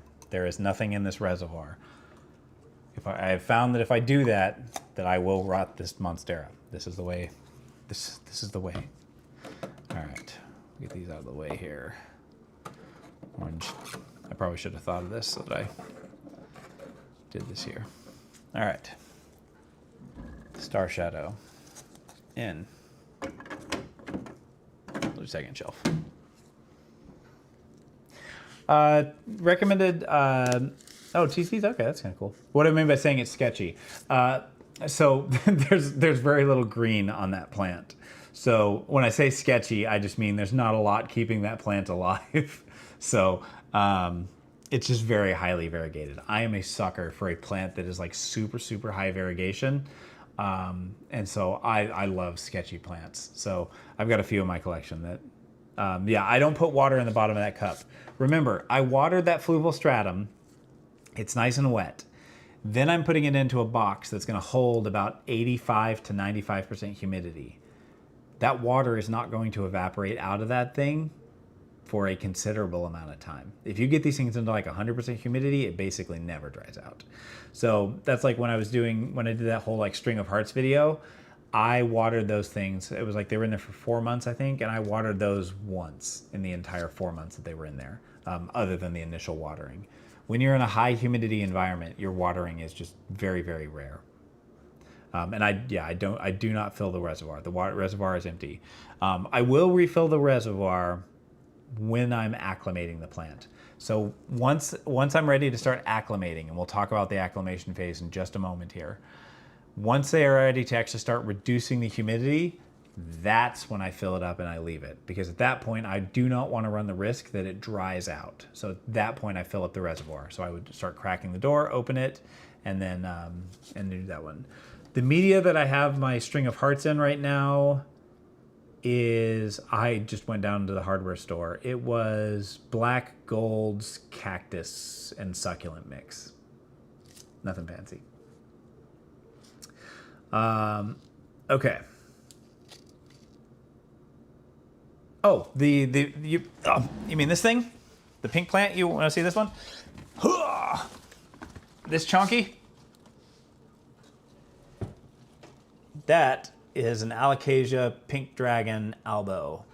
And it's one of the larger ones that you'll see online. It's, I mean, just me for scale. It's pretty chunky.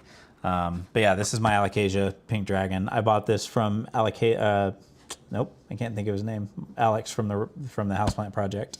But yeah, like we've got corms just coming all over this thing. So we're gonna take some of these to Seattle, I think, and sneak them into people's bags.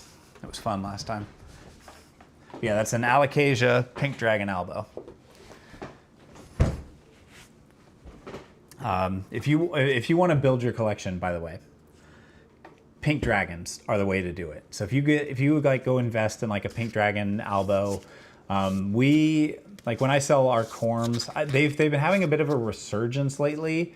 I saw them on Rare Plant Fairy and they were kind of expensive. They're like 100 and something bucks for one, or maybe like even 300. They were expensive because they don't seem to be like tissue cultured right now for some reason, or maybe they're not in an abundance. I'm not sure what the story is there. But we sell our corms for like 35 bucks or something like that. So I get so many of them. I'm drowning in them half of the year. So they will pop up. Yeah, pink dragon or albo. For whatever reason, I don't see them as often, and it blows my mind because they corm like they're being paid to.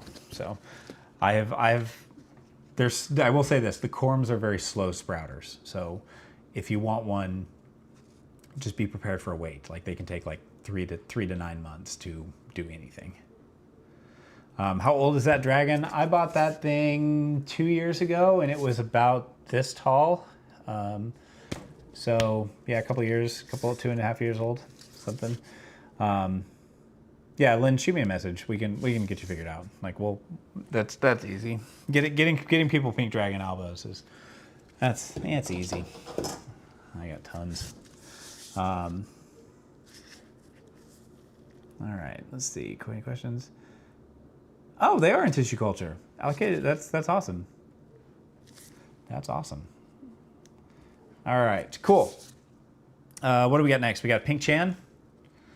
I am not going to spell Chanchuri. Chanchuri. We'll just write Pink Chan. All right, print label, print. Just one in that pot. Yes, it is technically, well, no, actually, it was one plant, and there was an offset. So there's the main mother plant. There was an offset that I broke off last time I repotted it, and so it was that plant. I just kind of broke it off and put it in there. I do that sometimes on plants for like an insurance policy. So if like one part gets rot, I still have a completely separate plant. It can grow in the same pot, that's fine. I want that insurance policy in case I get like some sort of stem rot that kills the plant. And then there is a secondary offset. So there is one of the reasons this plant looks so pretty is because there's a section of this plant that is 100% variegated. So it's kind of hard to see, but there's a section right here that is just all pink. And the LUT on my camera does not do it justice, but it's a very nice kind of pale pink. That is all coming from a specific offshoot on this plant.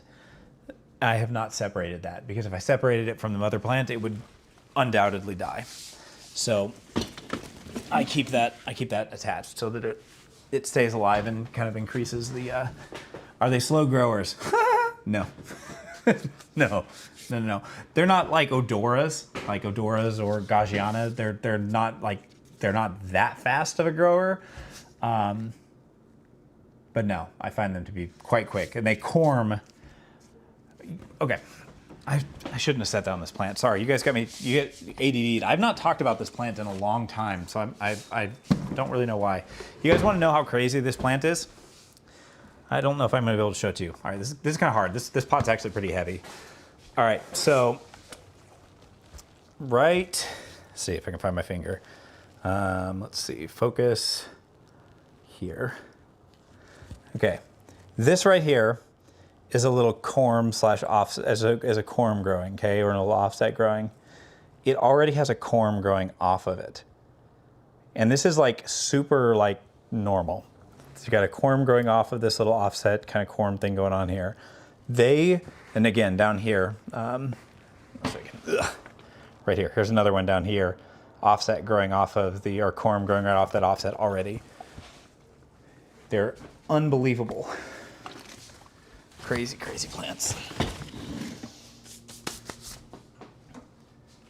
All right. What substrate? That is Lechuza Pon with a little bit of perlite, or not perlite, pumice mixed in. All right. Alrighty. More TCs. Okay, so I printed off the pink Chan one. I'm not letting chat vote on this one. It goes in a pink container. It feels right. All right, so I'm going to get this one in here, and then let's talk like the actual acclimation process, right? So let's kind of talk about next steps, because I have like 14 more plants, and I'll hang out for a bit and do more, and we'll talk questions. But I want to make sure that anybody that's like here just for like how you acclimate these things gets the rest of the information before it gets too late, because it's already 10 o'clock at night in East Coast. So what I'm doing here, we're going to put the pink Chan in. Let's talk acclimation and actually getting these things down to ambient humidity.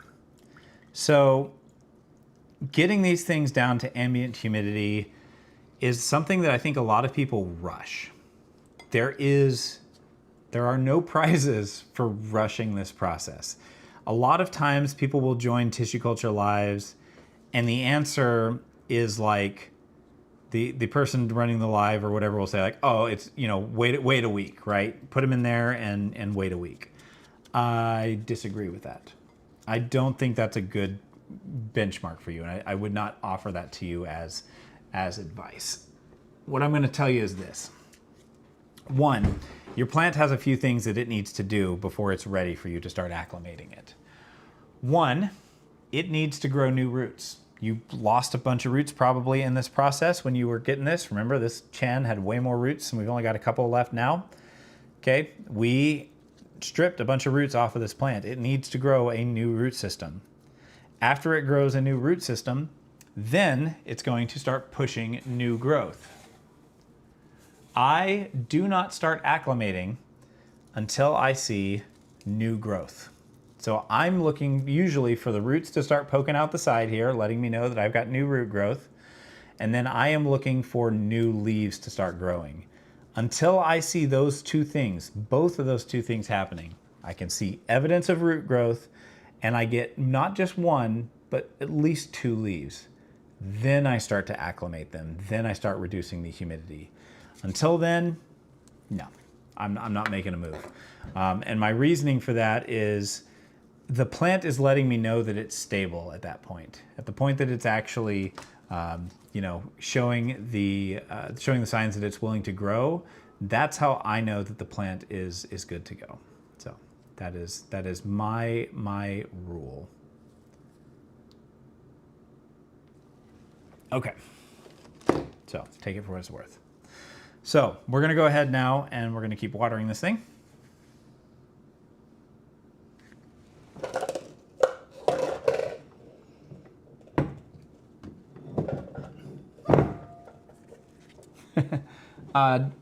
D-Love, we'll get you back. We'll get you back on track. Part of the next live stream is talking about any plants that are having trouble and trying to troubleshoot them. Just give it a lot of light. Keep the humidity up if you can, if it's having trouble. A plant that's struggling, humidity does help. Obviously, a Tycon can be kind of large, so that might be a little difficult, but if you can, it will help. All right, so alocasia. Alocasia are a little bit different. I don't care how wet it gets. They can get as wet as possible. they can live in a swamp. Alocasia are swampy plants. I will be at PlantCon Seattle. Not only will I be there attending it, we're going as one of the as part of the special guest program, and we are going to be teaching a class. We are going to do tissue cultures live as a group. There's only 45 seats on it, so if it sells out really fast, I am so sorry, because there are going to be people that buy it not because of who we are, but just because they want to learn tissue culture. So I will try to let people know ahead of time, but like Britt Parrish had the same thing happen. She tried to do a Kokedama workshop and it sold out immediately. And like, I didn't get to go to her Kokedama workshop and I wanted to go. So I'm going to push. If we sell out immediately, then I'll say, can we do a second day? So I will be there if you guys want to hang out. If you guys want to like, they usually have like food carts and stuff. So if you guys want to like get lunch or something like that, I'm totally down. So don't, some people worry that like they're going to be like invading my personal space. Yes, I'm kind of an introvert, but I don't mind. I'm there to visit and meet new people. So I signed up for it. Little goober. All right. So alocasia, this one I need to plant a little bit deeper. It needs more support. I may end up having to get something in here. There was not a lot of kind of lower stem for me to work with. I'm going to pull this out. I'm going to plant this a little bit deeper. Don't be afraid to go back and repot if you have to. Hey, welcome. You made it to a live. It's awesome. Glad to have you here. Yeah, I'm so excited to do Seattle. I'm so excited for that. We're gonna drive, so we're gonna just drive up, which means that I can take stuff. That's all I'm gonna say. I can bring stuff. What that stuff ends up being, we'll just find out. Maybe I've got some plants I don't need anymore. All right. We're gonna get my hands all nasty. Did a few monsters, all of them in self-watering pots with dome and fluval and perlite. And watered them, put a little bit of water. Do you recommend you dump the water in? Daniel, here's the thing. If you've done it and you've been successful in the past, don't feel like you need to change what you did because I do something differently. If this is your first time, I probably would recommend dumping out the water just because I don't think you need it. And then you can just do that as long as you have the other. Lynn, I will say, we are going to try to do some other plant cons. I'm going to go rinse my hands off real quick. I'm covered in nasty fluval now. So I would say if you're in another place, I know they're looking at some other East Coast things, whether that is the northern East Coast or the southern East Coast, for some potential hints of where I think they might be doing some events, whether that is Disney or Times Square, I don't know, but those are both rough areas. I don't think they're actually looking at Disney. I think they tried to look at Orlando, or no, they looked at either Orlando or Miami, and one of them wasn't working very well, so I don't know. Hey, there you go, Bishop. Nice. All right, there we go. Pink Chan in here. My children will be home soon. When they get here, if they're noisy, I apologize. You won't see them.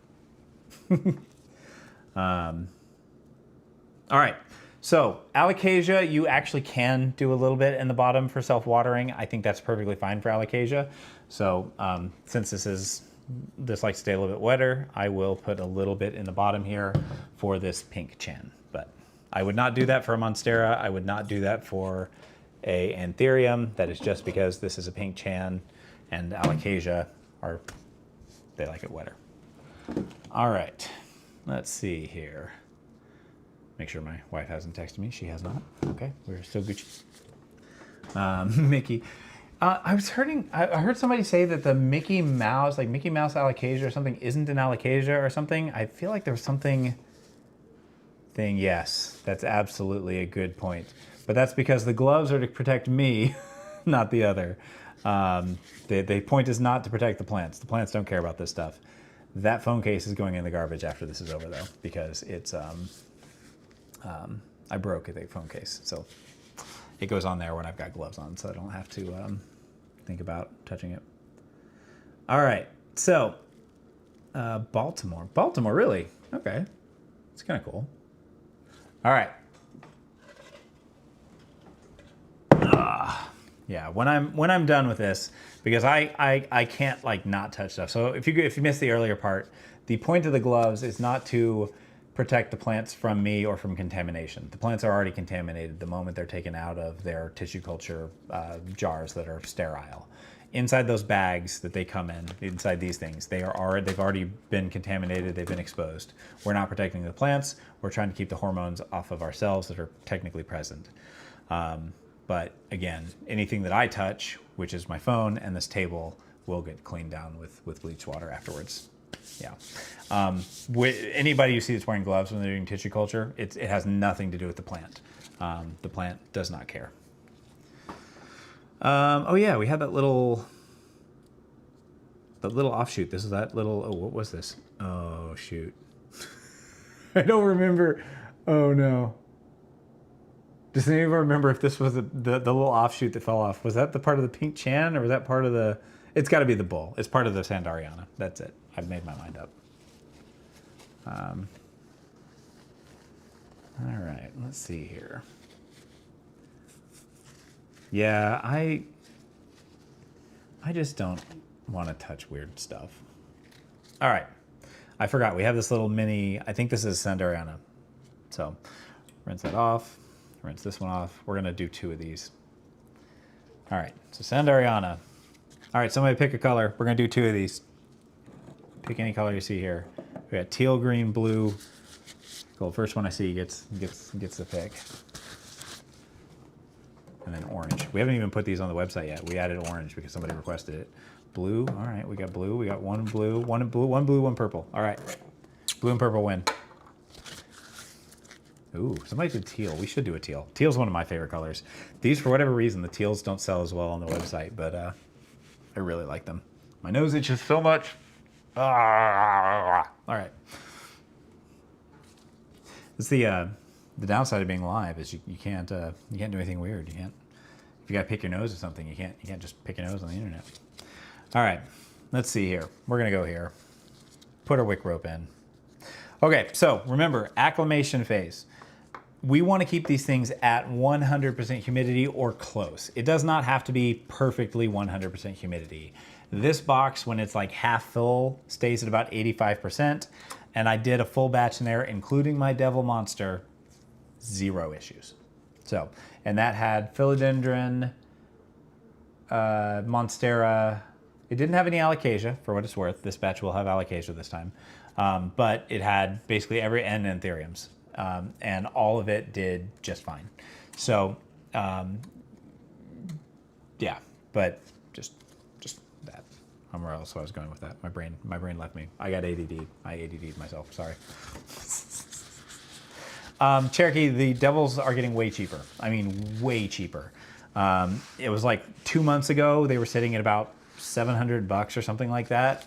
I have been in multiple lives where they are sub $300, and I saw somebody sell one for $99 the other day. So when this happened with the Bulbasaur, the Bulbasaur went to like $13 within 2 months of that period. So I think Devils are going to be super cheap. I think they have,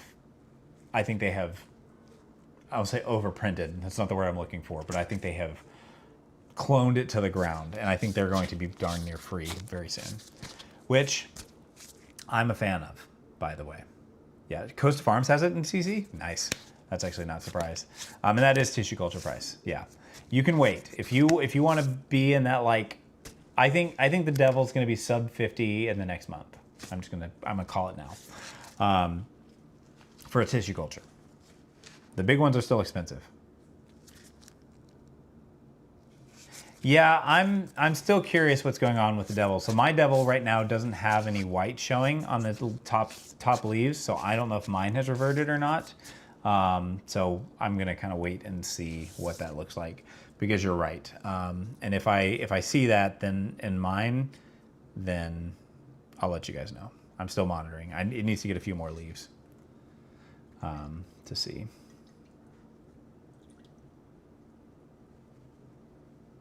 All right. Yeah, I think very shortly we will see those things be darn near free. All right, purple. Wait, well, you guys, you just about made me. I just about did it. I just about forgot to label these things.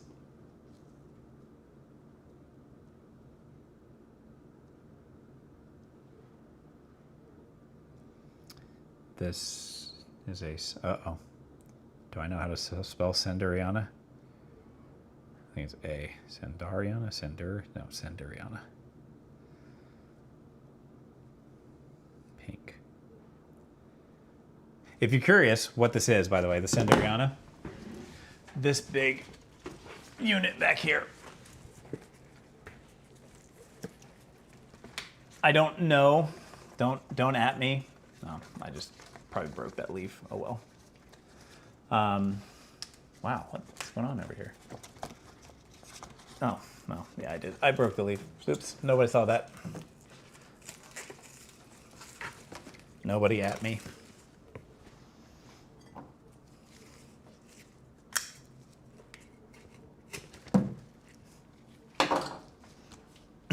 Nobody saw that. This right here is a Sanderiana. And this is the variegated form of that. That's what this was supposed to be, and it reverted.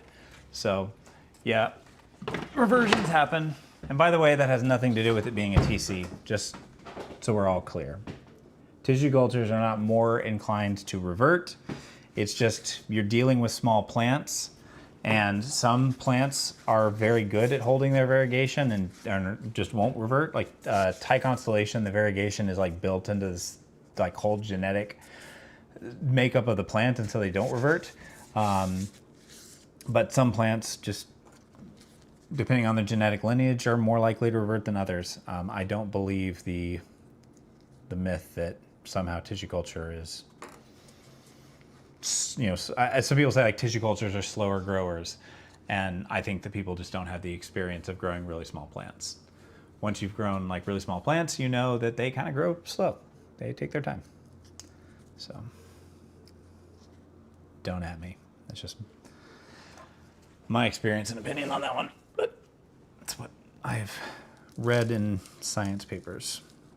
So, for what it's worth. All right. Yes. As far as good places, good places to get tissue cultures. Moose roots I really like. Solar Monstera is somebody that I found recently on Palm Street. Gino gets a wholehearted recommendation from me. Gino ships fast.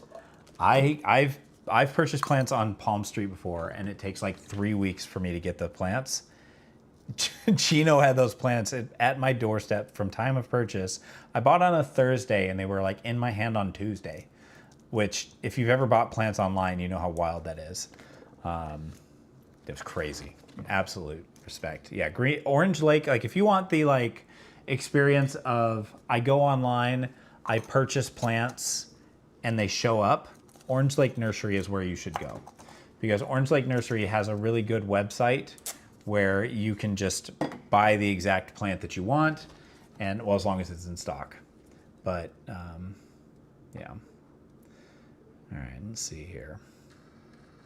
Print. Reprint, print. Yeah, if you're gonna do the auction thing, I actually don't. When I'm doing the swipe, I never swipe to bid on Palm Street. That has bit me in the butt multiple times. If you tap there's a little indicator that you can clip, and you can type in your max bid. You want to make sure that you don't do custom bid, like that just bids immediately what you put in there.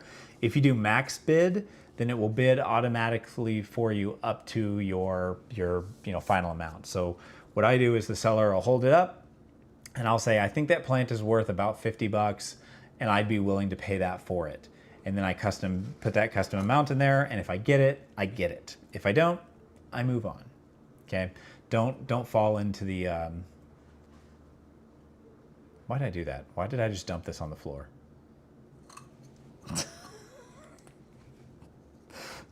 All right, whatever. All right, so Alocasia, I am going to give it a little bit of water in here because they are cool with it. I would love to open a plant shop. We're us millennials, we're not going to have retirements. So I'm going to be an old man with a plant shop, 100%. 100%. Me and my wife. Little plant shop. Yeah, the nice thing, Cody, like when they come in is like it depends on like where the seller is located. A lot of the TC sellers seem to be in California, and so the California people, like, it's way faster. Every now and again I get somebody from like not Midwest, but like East Coast, like Florida sometimes, and those take a little bit longer. It depends on the seller, Cody, and by the way, it's the shipping speed. Like it's them actually putting them in the mailbox. It's not about how long it's in the post for. It's just are slow to ship. A lot of random sellers I've purchased from. Some of the bigger operations I find are just slower in general. Some of the smaller ones are a little bit quicker. All right.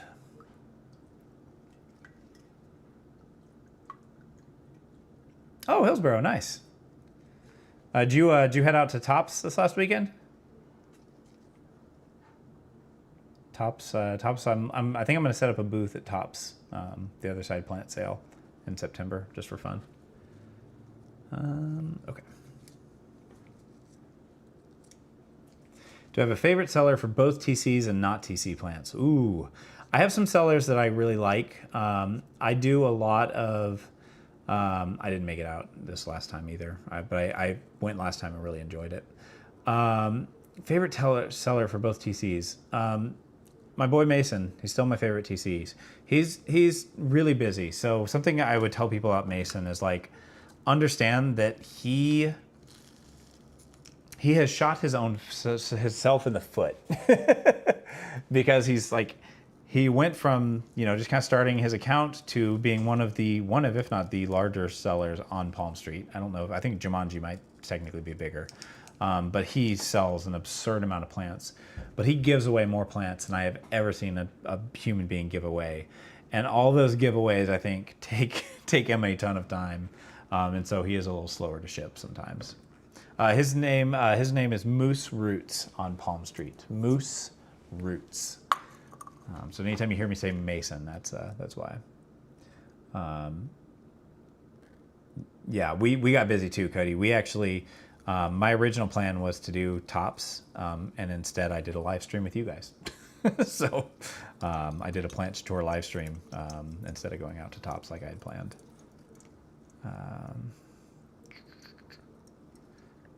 Can't wait for Seattle. Oh heck yeah! No, Cody, if you go to Seattle, you will meet me. Like I don't sequester or hide myself. I am there all weekend, walking around looking at plants the entire weekend. I will go back and forth to booths. I'll check it out. I'll be talking to people. The only time that I won't like immediately like get locked down with you in a conversation is if I'm like actively filming. If I'm actively filming a video, give me a couple minutes and then I'll hang with you. But outside of that, please come say hi. We had a ton of fun. One of my favorite interactions I've ever had with a human being happened at PlantCon. So I wanted to go to the Chicago PlantCon so bad. They did not have room for us. It's been a while since I've been to Chicago. I wanted to take my wife there because they'll pay for it. We don't get paid when we do PlantCons. We don't really get paid, but they'll pay for like your travel to get there, the like airfare and hotel. But yeah, they didn't have room for us in Chicago. But yeah, Cody, please say hi. We had a gal who really wanted to talk to us all weekend and said she like didn't work up the courage and didn't talk to us. And I was like, please, I'm just a dude on the internet. Like I'm not a celebrity. I just do plant stuff. Like we're normal people. All right. So, what am I doing? Oh yeah, this is the variegated clarinet. Oh, I'm really excited about this. This one's gonna be sweet. So just so you guys were, I know I kind of like teased Green Escape, that sometimes they send you weird stuff. Like the thing that makes Green Escape neat is like when they have like these really cool like drops where they'll have like a variegated clarinervum, like I paid like $50 or something like this for this, and like that's insane. Yeah, I like when they do stuff like that. All right, let's see. Somebody said teal, and I haven't done teal yet, so we're gonna do teal for this one. Yeah, I really liked getting to hang with people. So my story of what happened. So when we went down to LA, first off, I embarrassed myself. Apparently, I'm like not caught up to like every famous person, but I was I was plant shopping next to Wiz Khalifa and didn't know it, which was hilarious. I was like, excuse me. I bumped past Wiz Khalifa and just completely ignored him. I didn't realize it till later. Somebody was like, Somebody showed me, like, what did Wiz say to you? I was like, he said, you're good. Anyways, so we were in PlantCon, and actually, before I get on the story, I'm gonna share this. Some of your billy leaves turned white and died. Two things could have happened. One, I mean, if you had like a ton of light, like really, really high light, you can actually bleach your leaves if they weren't used to that level of light. So when you say like white, I'm assuming you mean like ghostly white. I've seen the leaves get bleached from too much light, but unless you're using like a really, really strong grow light, I doubt that was the cause. I would check and see if it's your oldest leaf. If it's your oldest leaf, which will be the furthest on the outside. If it's that leaf, I don't even care or think about it. Like, it's whatever. But if you have a specific question, feel free to shoot me a message on Instagram. Sometimes it takes me a couple days to get to your message. And I had a ton of messages from the Monstera Book Club signups that I'm still going through. But shoot me a message with a photo on Instagram or Facebook, both, either one. And I will happily take a look and see what I can do for you. Okay, so PlantCon LA. Here's what happened. So I'm shopping, right? I'm just walking around, having a grand old time buying some plants, and I didn't, I wasn't really thinking about, the fact that people know me, right? That's still new to me. The fact that anybody would recognize me in public blows my mind. But day one, I had forgot my hat. I was riding an Uber and I forgot. Most of you guys know, like we kind of popped off during the winter when I had my beanie on all the time, and so people didn't recognize me at first. I don't know how to spell clarinervum. Somebody look up Anthurium clarinervum and tell me how to spell it. Drop it in chat. Caitlin, if you signed up in the book club, as long as you have a DM somewhere, whether it's Discord or Facebook, anywhere, as long as there's a DM somewhere or you physically signed up for it, I will absolutely get you in. You're counted. You're good. Doesn't matter where. Thank you. Claire and everyone. Thank you. Claire.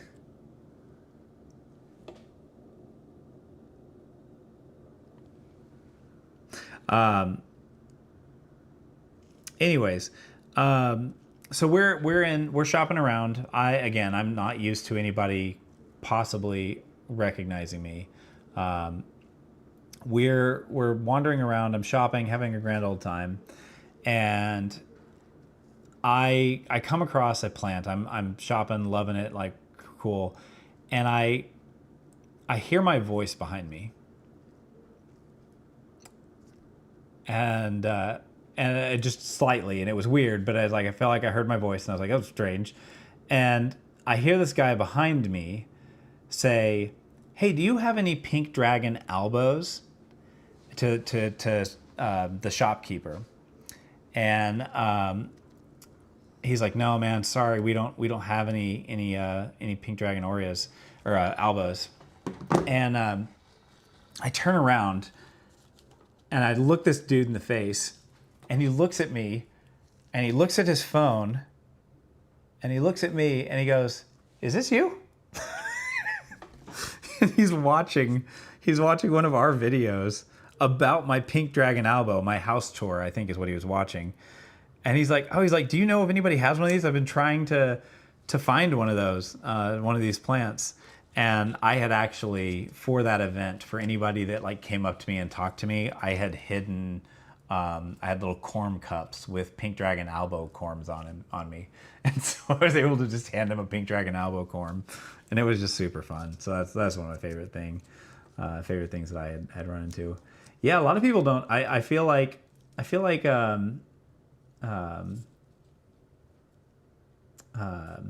yeah, Cody, I'm having a lot of fun with going live. I think this is a ton of fun. One, I can't do all this and film it. Like filming and editing a 4-hour video is just brutal. So this works as like a 4-hour video that somebody can watch back at any time, which is great. Hey, better late than never is absolutely fine. And watching one of your videos with Bulbasaur, that's so weird to me. That blows my freaking mind. The fact that anybody would watch, it just kills me. blows my mind. Yeah, I literally overnighted myself a beanie just so that people would recognize me in my PlantCon like plant video, my plant haul video I did. Gosh, that's so weird. I just, that's weird to me. Fun to know that people were watching videos in store. That freaks me out. It just freaks me out. That is also why my kids are not on my channel, just so we're all clear. I don't show them because I don't want people seeing my kids. And I'm sure you could find pictures of my kids online, but I'm not going to intentionally draw attention to them. Am I going to other PlantCons? I sure am. I am going to Seattle. So if you are going to Seattle, you will see me there. I will be there on the floor all the time. If I'm not in the restroom, I will be on the floor shopping for plants. So if you see me, please come say hi. Flash mob me with my own videos at PlantCon. You know, you pull something off like that, go for it. That's fun. Cherokee, yeah, absolutely. So something we do, I do sell these. These do help support our business. It helps me make content. I really don't take sponsorships. I take a couple here and there of products that I actively use. I will work with PlantCon, for example, PlantCon because I like going with them. But they don't pay me. They pay my travel, which is, you know what I mean? I don't take physical money in my pocket from them. Barina has never paid me. They've sent me grow lights, but never actually paid me like actual dollar amounts. But I used their products long before I did any videos with them. And then, who's the other person? I've worked with one other company. But anyways, we only take like maybe 3 sponsorships, Palm Street, 3 sponsorships a year. So like, we're very, very selective on it because ethics are really high to me. I'm an educator, not an influencer. So these cups help fund me. However, if somebody has a 3D printer, I give the design out for free. So they are on Maker World. If you want to go to Maker World and print your own cups, they are free to you to use them. My only, not a request, the only rule with these is these are covered by the standard file license, which means that you cannot reprint them and sell them. I find people reselling them every day, which is sad. But most people just don't know how that works. So you cannot resell a file that is protected under copyright, which ours is. Dude, the Rousseau cup, oh my gosh. Dude, Rousseau, I'm loving them lately. Yeah, you influenced by educating, I'd agree with that. Gino from Solar Monstera, Mason at Moose Roots, Orange Lake Nursery is really good. If you want like super, super cheap, Green Escape will get you stuff. My only reservation with Green Escape is I've specifically with Anthurium, I've received the wrong Anthurium like multiple times from them. But to be fair, that's also happened with other sellers too. So I think that's a common problem with Anthurium is that they are not well, their lineages are not well taken care of. No, the lady never came back and talked to me. I was so sad. I forgot what her name was. It started with an L. I can't remember. She's not talked to me in a while. We were messaging each other in DMs, and I was super sad she didn't come say hi. Yeah, I wish she had. Dude, the Rousseau. I'm sorry, you're gonna ADD me for a second. Like, I showed this last stream. We built this thing, and like, this is the most. It's expensive. Just full disclosure, this is like the most expensive moss pole setup I've ever come across. But like, come on, like this is not going anywhere. Like this is crazy. So yeah, this Billy is nuts, by the way. Like, please. But yeah, this is by far they're probably the most expensive moss pole company I've ever like looked at.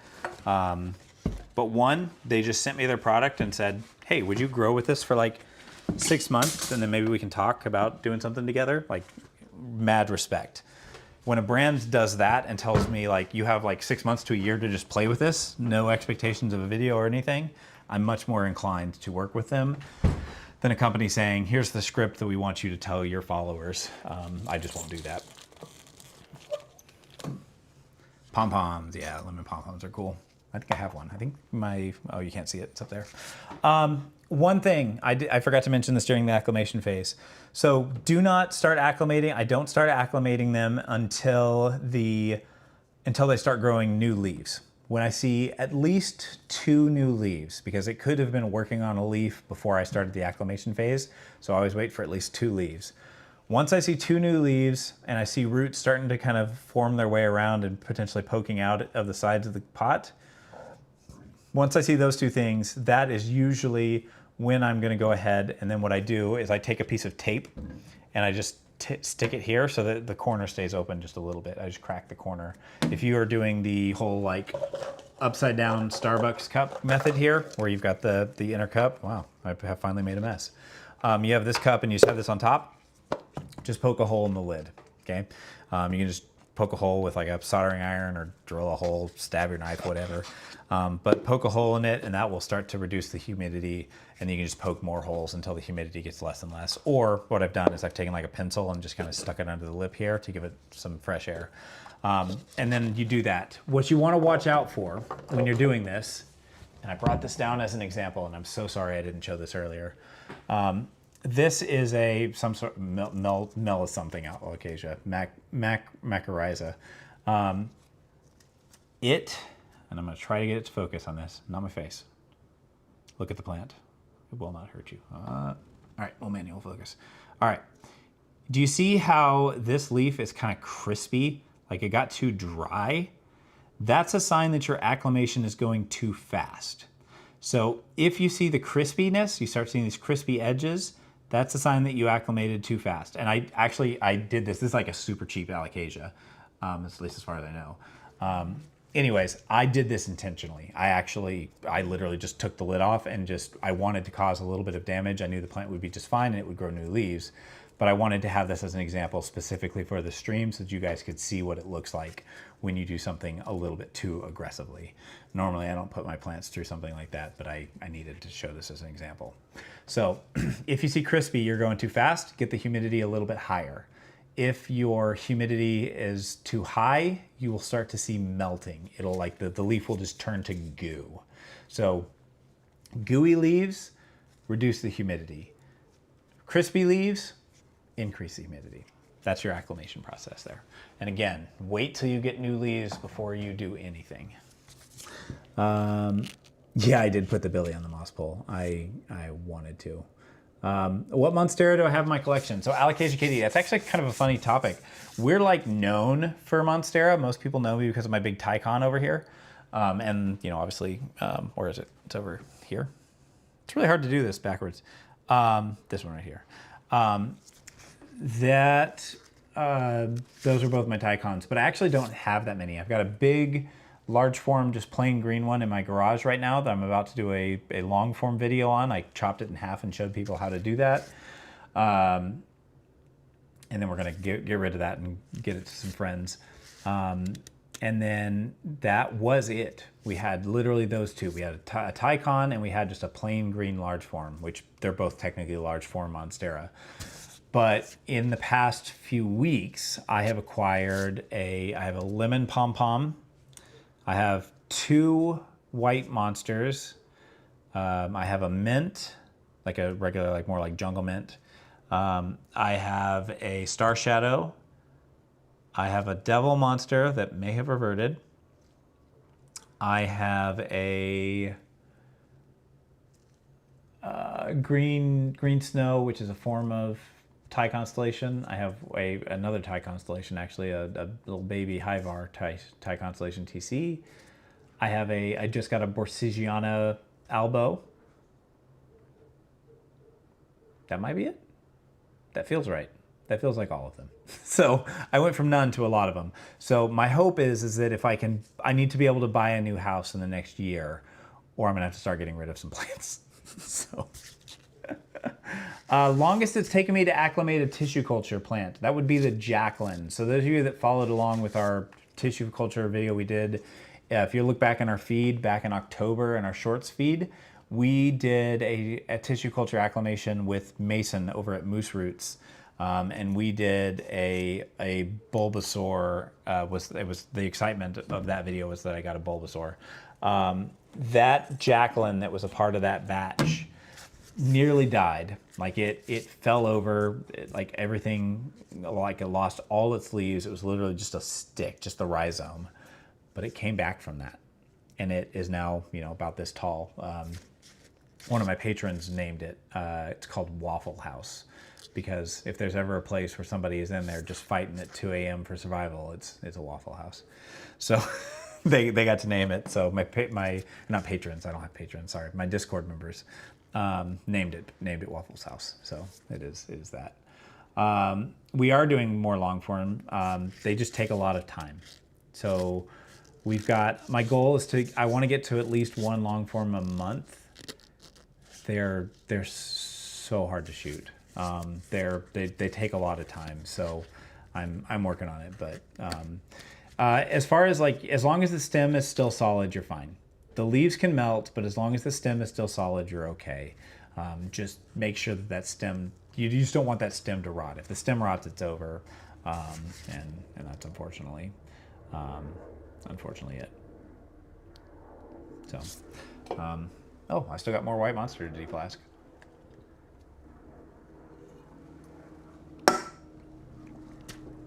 Yeah, and it needs lots of light. Stacy's Garden, that's actually not one I've heard of. I'll have to look at them. Okay, we need to deflask more.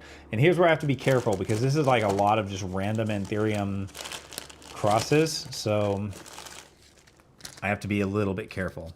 So this is the Anthurium hookery pink variegated. Yeah, ain't no ways touching my star shadow. See how pretty this is? Look at this thing. Look at this thing. Well, the camera won't look at it. The camera's not going to find it. Look. It's so good. If it dies, I'm going to cry. Just so we're all aware. We're all clear on. I will say the Star Shadows are getting a little cheaper. I got that one for $45, which is not bad, all things considered. Legacies are sweet. Legacies are sweet. Okay, more of this. So, for those of you guys that are just tuning in now, I'll kind of do another little kind of run through on this kind of acclimation process here. So this is, I'm not throwing this away because I don't know what plant this is. Wait, what was this? Oh, okay, that confused me. This is where I get in trouble because if I don't label this right now, it's gonna be a problem. So I'm looking here real quick. I wanna find any of this brown stuff. So see all this kind of brown material here? I'm not taking that with me. That's getting removed. So we're gonna get rid of this. Call that a day. Pull it off. Put it in here. We wanna get all of this here. Any agar has to come off. We don't want that stuff on there. It's just prone to cause some things we don't want to grow on this plant. No mold. I will grow anything and everything in hydroponics. So I will tell people I grow basically everything in hydro. The only things that I don't grow in hydro are my cactus. So I have some cactus. I have a desert rose. I have ZZ plants, orchids, and some of my pothos are all in dirt of some kind. Everything else I grow in hydro. And the reason is that I'm a very busy fellow. I fundamentally work 2 full-time jobs. I work a 9-to-5 tech job for a company where I work as a trainer. And then I get off work and I immediately start making plant videos until I go to sleep. So I am pretty constantly busy, and so it doesn't leave a lot of time for me to manage my plants. So the only way I can manage a collection the size that I have now is because of hydroponics, because I don't have to check and see like, does this plant need water? I can just top it off once a week or once every few days, whatever I need to do for that particular room. And I'm good. I don't have to like worry about overwatering or underwatering. It's just, I'm filling up tanks is all I'm doing. So for me, that's how I do. So Jeannie, I didn't do I've never done a cactus. I did a desert rose in hydroponics and it was really fun. It loved it for a long time, and then finally I was like, this is more work than just watering this thing once every couple weeks, so I stopped. So for me, it's two things, Daniel. The reason that I do hydroponics, for one, is time. For two is consistency. I really like consistency. So the nice thing about hydroponics and you'll notice that like a lot of my decisions that I make are based around just consistent environments. So I don't do the whole, like when people set up their pots to where they have contact with the media. So you'll have like your outer pot with your reservoir, you'll have your inner pot, and it kind of like the leca touches the media, or the people that do the vessel setups where it's one vessel with leca. I don't do that setup because the water level actually kind of affects how moist the rest of the substrate is. And so I always do the wicking setup because it doesn't matter how much nutrient solution is in the reservoir. It's basically the same moisture level at all times. So I favor consistent care above all else. So one is the convenience, two is consistency in my care, and three, I'm really like things that grow fast. I like new leaves, and a lot of plants, especially Monstera, grow faster in hydroponics. So I like that dopamine hit of the new leaf. Agar equals sadness and despair. Yeah, so ready? I got a button. I'm so excited. I'm all like fancy now. I got the little stream deck. Okay. This hopefully we'll put a link in chat. There it goes. Boom. Okay, so in that link tree, there is a like 18-inch, in the like my favorite self-watering pot setup, there's a 18-inch self-watering pot for my big Monsteras. So most all the pots that I use are linked in there for you. But I got that from Amazon, just shipped. Takes a couple days to get here, but I've never found a a bigger pot that I can just basically overnight. Yeah. Dude, Jerry, I've left Temu on red for 6 months.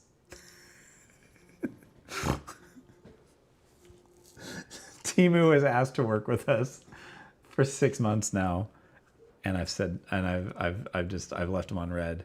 They wanted to sponsor some content for us, and they sent over. I don't know how to put this other than they sent over the Temu of offers. They wanted to give us, I think it was $100 for 2 videos with unlimited advertising. So like for 12 months, they could use our video for whatever they wanted to. And that is a just full, like I said, I don't do brand deals. I hate negotiating them, but that is a multi-$1,000 brand deal. Multi-$1,000, and they wanted to pay us $100 for it. I wouldn't have done it anyways because I don't shop on Temu. I don't feel comfortable recommending something that I don't do. I wouldn't have done it anyways. All right, this is a Hikuri Aurea. Somebody tell me a color and I'll use it. First one that does it. Anyways, their offer was just so bad, and then I messaged them, and I very politely, I'm always professional, but I basically said, hey, I was like, this isn't an appropriate offer. I was like, it's so off the mark here. It's disrespectful to my time. I said, if you're going to work with creators, do some further research. Maybe you're not familiar with. I gave them a figure for what the deal probably should have been, and clarified that I wouldn't have worked with them anyways because I don't use them as a provider. And they came back about 3 months later and asked what our rates were, and I was like, I'm not interested in it. And they've messaged me about it once a month ever since then, trying to do something. Orange, we're doing orange. I don't know why, but this one looks edible to me. I feel like I should be able to lick it and it tastes good. So. All right, let's see here. Do not eat the pot. I won't eat the pot. Yeah, I don't know why. It just, some of these colors, they just kind of look tasty to me. I can't describe it. All right, so we're doing orange. So orange here, this one basically has no roots, okay? We're gonna be okay. Like, I'm gonna try to Camera's not gonna focus, whatever. I gotta figure out what, right now I've got it programmed to focus on my face at all times, but I think I need to set it up so that it focuses on whatever's closest to it or something. I'll figure it out by next live stream.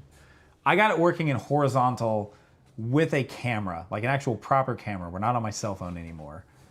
I'm stoked. I'll do purple for the next one. I am so stoked that this is even working. Like I've got a Canon cinema camera going into a yes, Christmas hard candy, 100%.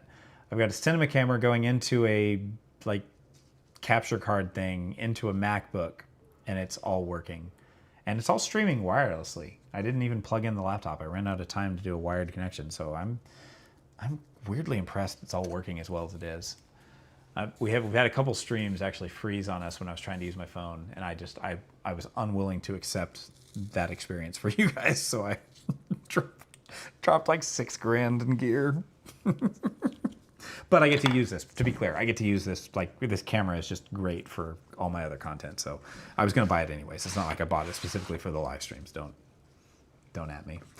All right, water, we're back to Anthurium. So Anthurium, we are going to water, not as heavily. They don't need to be quite as wet. It sure does get hot in here. It sure does. This is the first summer that I've ever had this many grow lights. We have way more lights downstairs. I previously had everything upstairs, and now I'm starting to like try to figure out how to like integrate plants into my life. And so yeah, more lights. So one of my goals right here, this is a cabinet. You can't really see it, but there's gonna be a cabinet here, and it's gonna have grow lights and some, I've got like some really cool dark Anthurium that are gonna be in there. So we need more light here. I need like a lamp or something on the table in this corner. And I think we need like a dog bed and a dog camera and a cat camera or something like that. And yes, I do print these. I don't know, I sell them as a completed unit, but I've had a lot of people ask me if I would just sell these by themselves, and I may do that. I don't know. I'm still undecided. I may do that. Because I'm not secretive. I tell you where I get all the stuff. You can do it yourself if you want to. But that's how I support the channel. So yeah, so Lynn, one of the things I'm going to start doing, yeah, Willow Cam. Where is Willow? Problem is it's gonna be really dark. We could call her. Oh, actually, I've got gloves on. I don't want to touch her right now. Well, maybe at the end of stream, I'll bring her over here. Maybe we'll get the camera down and we'll let her attack me. Oh, is your dog's name Willow? I think it's a great dog name. Okay, I didn't label this. Tisk tisk tisk. Yeah, rainbow I definitely could do because I've got every color that we have there. Thanks for hanging out, Vape. Okay, let's print a label for this. This is a hookery. I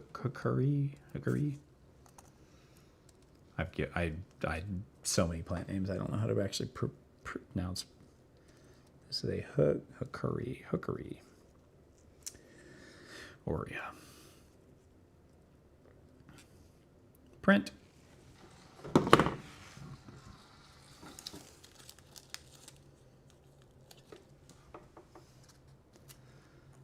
All right. I actually had somebody, they bought every single color that we make of these things. They bought one of everything. I think they bought a corn condo, and then they bought like one of every cup. And I had a bunch of like random cups that I had like tested of like some like colors, that filaments that they didn't quite meet the mark for me. So I had like some B stock, which by the way, I'm going to start having B stock on the website of like pretty discounted stuff that like, I'm pretty picky about the print quality. So if there's anything that like doesn't look quite to my standards, it's like still fully functional, but just some small flaw in it. Like the white, sometimes you get like a speck of black in it from a previous print job. I won't sell that. And so I'm going to start doing some B stock on the website so that people can get them for like super cheap. Okay, there's a hookery, it goes in there. Label maker, this is Stream Deck button, doing it. Sorry, shameless self-plug for our Amazon affiliate links. It's a Phenom, it's like Phenom D30. It's in there somewhere in the tools section towards the bottom, I think. Love that label maker. That's one of the, like, I would not tell you like if something wasn't cool, but this thing has like saved my bacon so many times. I use it all the time. Yes, if you signed up, so technically speaking, the book club is still, I said I would close it on the 1st. I haven't actually gone and removed the form. So I haven't done my final check. I will probably do that tonight.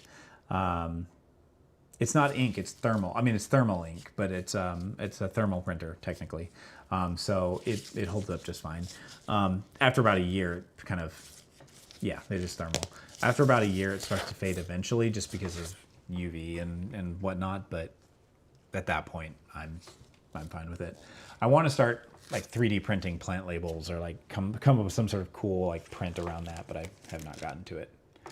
All right, let's do a Magnificum Silver Blush. No, let's do something. Let's do a Regal. Regal sounds fun. All right, let's go. So we'll do another one here. Again, if you were just tuning in or you have missed, we're doing a little bit of a tissue culture acclimation class live. Allocation Kitty, yes, I'm going to send the emails. They will be out. All the final emails will be out before the live stream on Saturday. So those of you guys that don't know, we're doing a plant, like a Monstera book club, where basically I'm going to help teach people how to grow big chunky Monstera like we have in our house, and try to get you a big Monstera like this one in the corner. We did this one last year as a piece of content. We grew that in 1 year. So we're going to teach people how we did it, and then kind of do live streams to help people learn how to do it and ask questions along the way. The signups for that technically were ending on the 1st of July or June.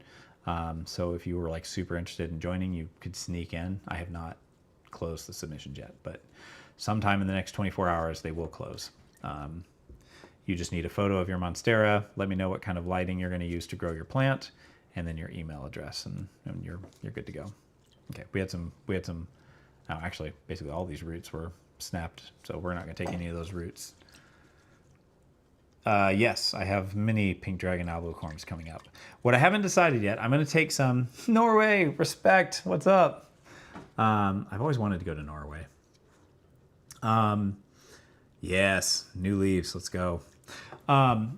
Yes, we will have some pink dragon albicorns. I'm trying to figure out when I went to PlantCon LA, I snuck some in my pockets and I gave them out. I'm worried to do that at Seattle because we've grown quite a bit in that time. We went from like 80,000 followers to like 160,000 followers in that time, basically. And I'm a little concerned about having enough. So I just don't want to, I don't know, we'll see. Can you use multiple Monsteras? So Shelby, the way it's going to work is when you first start, send me a photo of like any that you're like interested in using, because we have people that are going to be, you don't have to do semi-hydro or hydroponics to be in it, but there are going to be some people that are going to try it. So we're allowing people to use during the acclimation phase of hydroponics, if you're choosing to it. You can submit multiple Monstera, and then if one tanks, that, because what I didn't want is like people to try to go hydro, kill one of their Monstera, and then be out for the year. So it's kind of like a D&D party. If you die, you might re-enter as a new character. Same deal. So if you want to enter a couple, go for it, and then somewhere around like 3 months in, I'll make you pick one. And it's like, this is the one that we're doing as a submission. And Kitty, I feel like I answered it, but I will send out confirmation emails before the end of the week. I think I did say that, actually. I did. Okay. So we've got that one good. It's going to be cleaned over here. The problem is now I have to do them one at a time because they're all this, they're all these like anthurium that all look identical. Like, I don't think there's any in here that look different enough that I could confidently identify them. Yeah, there's no way. There's no way I'd be able to tell. This pink curry I could probably do. So Daniel, depends. I sent out one confirmation email about 2 weeks ago. A lot of people found them in their junk mail. But I will send out another email sometime between tonight. Well, it won't be tonight. Sometime between tomorrow and Friday. I will send out the second one. And I would aim for that probably being Friday because I probably won't have time till then. So once Friday rolls around, then we'll do it. So if you're tuning in now, you missed the earlier thing. All I'm doing is we're acclimating some tissue culture. We are putting it into some distilled water with Physan 20. It's just a few drops inside of this little bowl of water here. The goal is to get all of the agar off of the roots. Once you have all of the agar off of the roots, and if I have to, I will pluck roots, by the way, all the agar off, and then any kind of decaying brown or yellow plant material, older leaves that are fading, anything like that, we're gonna pluck off. Anything that's already decaying gets removed. We're gonna leave it in the Physan water for about 3 to 5 minutes after we've gotten it clean. And then we're gonna put it into some more distilled water and clean off all of that Physan. I sometimes will let it sit in the distilled water for a few minutes while I'm talking to you guys, but it's really more about just rinsing it off and then moving on. And then we're gonna put it inside of, no, they do not need to be large form. Daniel, if you didn't get a message, back and you haven't already, shoot me a message on either Facebook, Instagram, and then I will do that. I will manually check. Add effects using hand gestures. Turn on reactions and express yourself with hand gestures during your video call. Well, that's fun.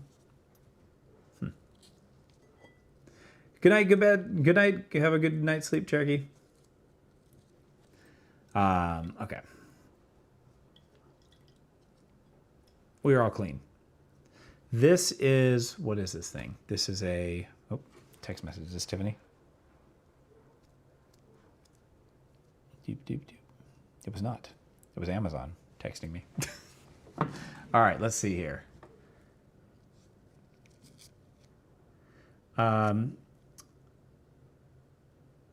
Jessica, this is a perfect time to enter. It's not, the whole point of this, by the way. Like, I know I said there's prizes. I know, and I will stick to this. I do plan on giving a devil monster at the end of this to some people. I'll probably also get some Bulbasaurs and maybe some other plants. They'll probably be tissue cultures, just so we're all aware. But I might acclimate them for you. But I do plan on doing that at the end of the competition. But it's not a matter of like, the person who wins the devil probably won't be the person that like got from point A to point B the biggest. It's not necessarily about that. It'll basically be like the choice. I've got some creator friends that I'm gonna reach out to basically, and they're gonna help me vote so that it's not like I'm not biased to anybody. It'll be like a blind vote, and they'll pick like their favorites, and like the top 10 or more will get Bulbasaurs, and then somebody will get a devil.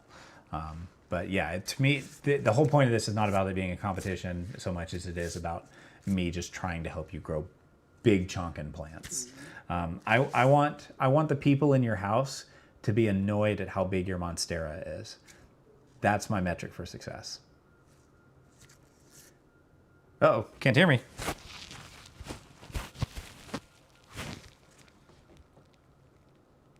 Can anybody else not hear me?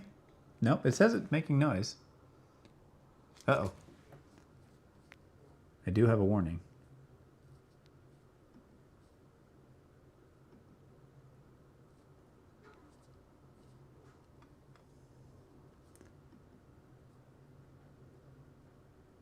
I think we're okay. You can hear you? Okay. Okay. I'm sorry whoever can't hear me. Okay.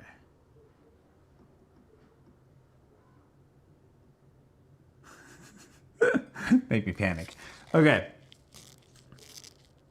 All right. So there you go. There you go. Make it a competition. Make it a competition.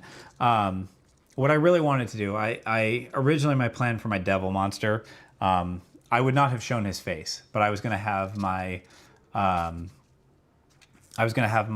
my kiddo, my 4-year-old, deflask my devil monster, so that I could like, it was like tissue culture is so easy, a 4-year-old can do it. But I asked him if he wanted to, and he said no. So it would have been a cute video. I would not have shown his face or like any identifying things. I just used his little hands like shot over him or something. But he wasn't down, and I'm not gonna force him to do something. But That's totally fine. It would have been a cute video. Let's see here.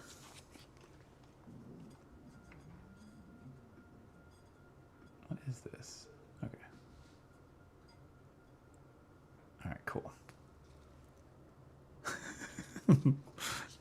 Annoyed at your plans. I understand that one. Okay, so this is the Regal? I think that's what this is. Yeah, Ethereum Regal. Okay, Regal. If it's Regal or what it is exactly. Regale. How would I regale you with the tales of old? All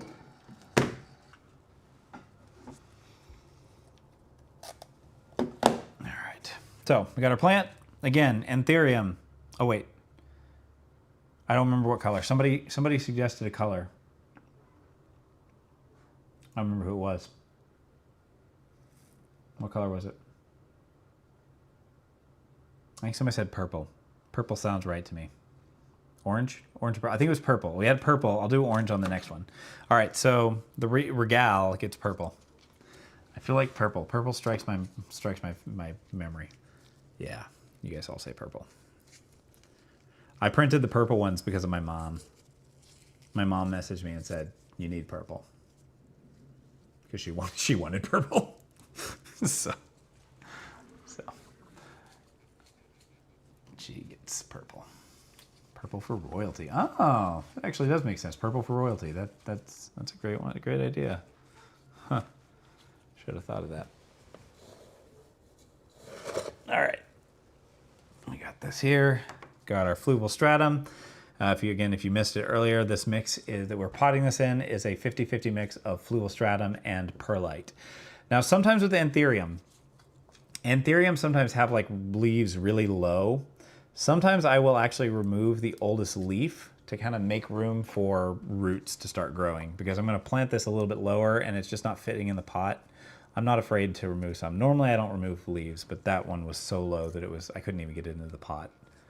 So we're going to fill it with Fluval Stratum and Perlite up to the oldest leaf. I'm not going to bury any petioles. Remember, never bury a petiole. And then so the oldest leaf where it connects to the vine, that is where my soil meat is going to be. All right. Water this.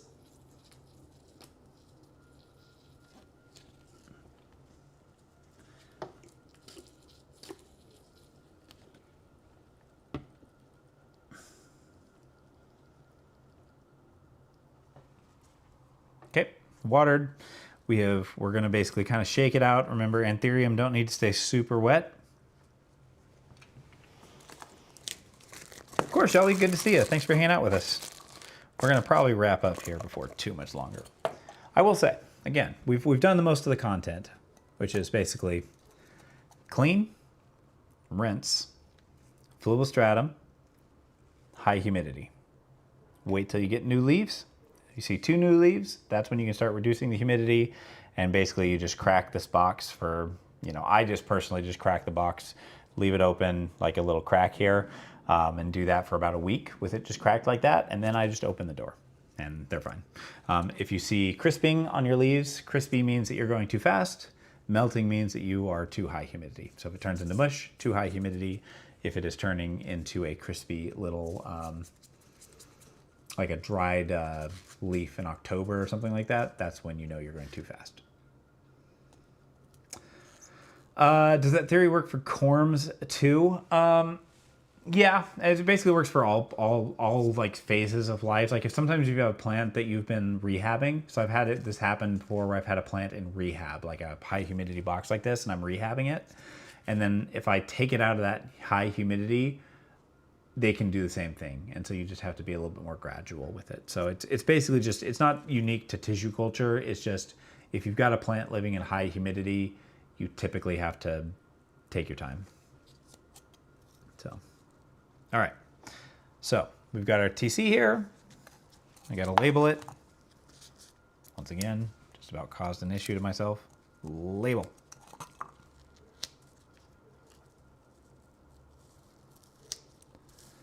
Oh, we should make a Willow. We should end every stream where we just snuggle with Willow for a few minutes. I get the box. Ha! You triggered my trap card. Right there. That link right there. That's our Amazon affiliate link store thing.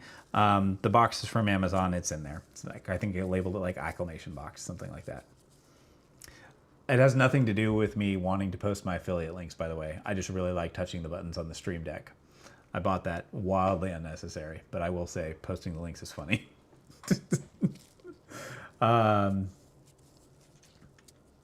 Clarissa, draw a photo of a Monstera and submit that as your photo and say, and just put like, you told me to do this, and I will count it.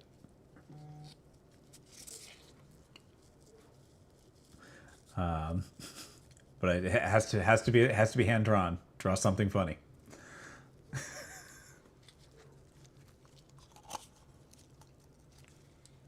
All right, put the Regal again. Anthurium, I'm not going to put anything in the reservoir. I only put things in the bottom of the reservoir for alocasia. Everything else we're going to keep nice and a little bit drier. We'll let the ambient humidity deal with it. Okay, Autumn. There's been a company that's been relentlessly reaching out to me. There's two of them actually, that want me to partner with them to make plushies. And I'm not a plushie guy, but I'm like, I don't know if I should do that. This is funny. It is a funny thing. They're like, would your audience like a custom plushie? And I'm like, look, I was like, I don't know, but it would be funny.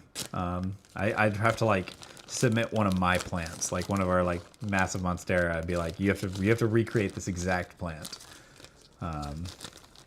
And then we'll consider like partnering with you to sell it. But again, I don't know if it would even sell to be worth it, but it'd be funny.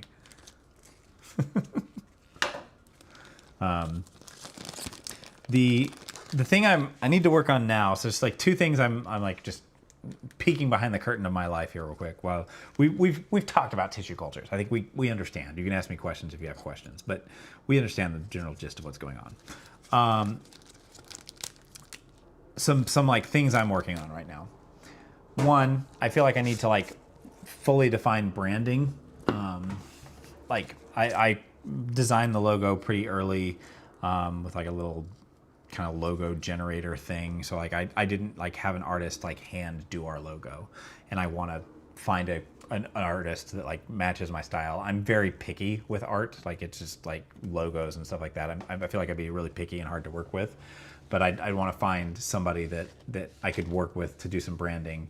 And then I have a couple of merch ideas that I really want to do and release.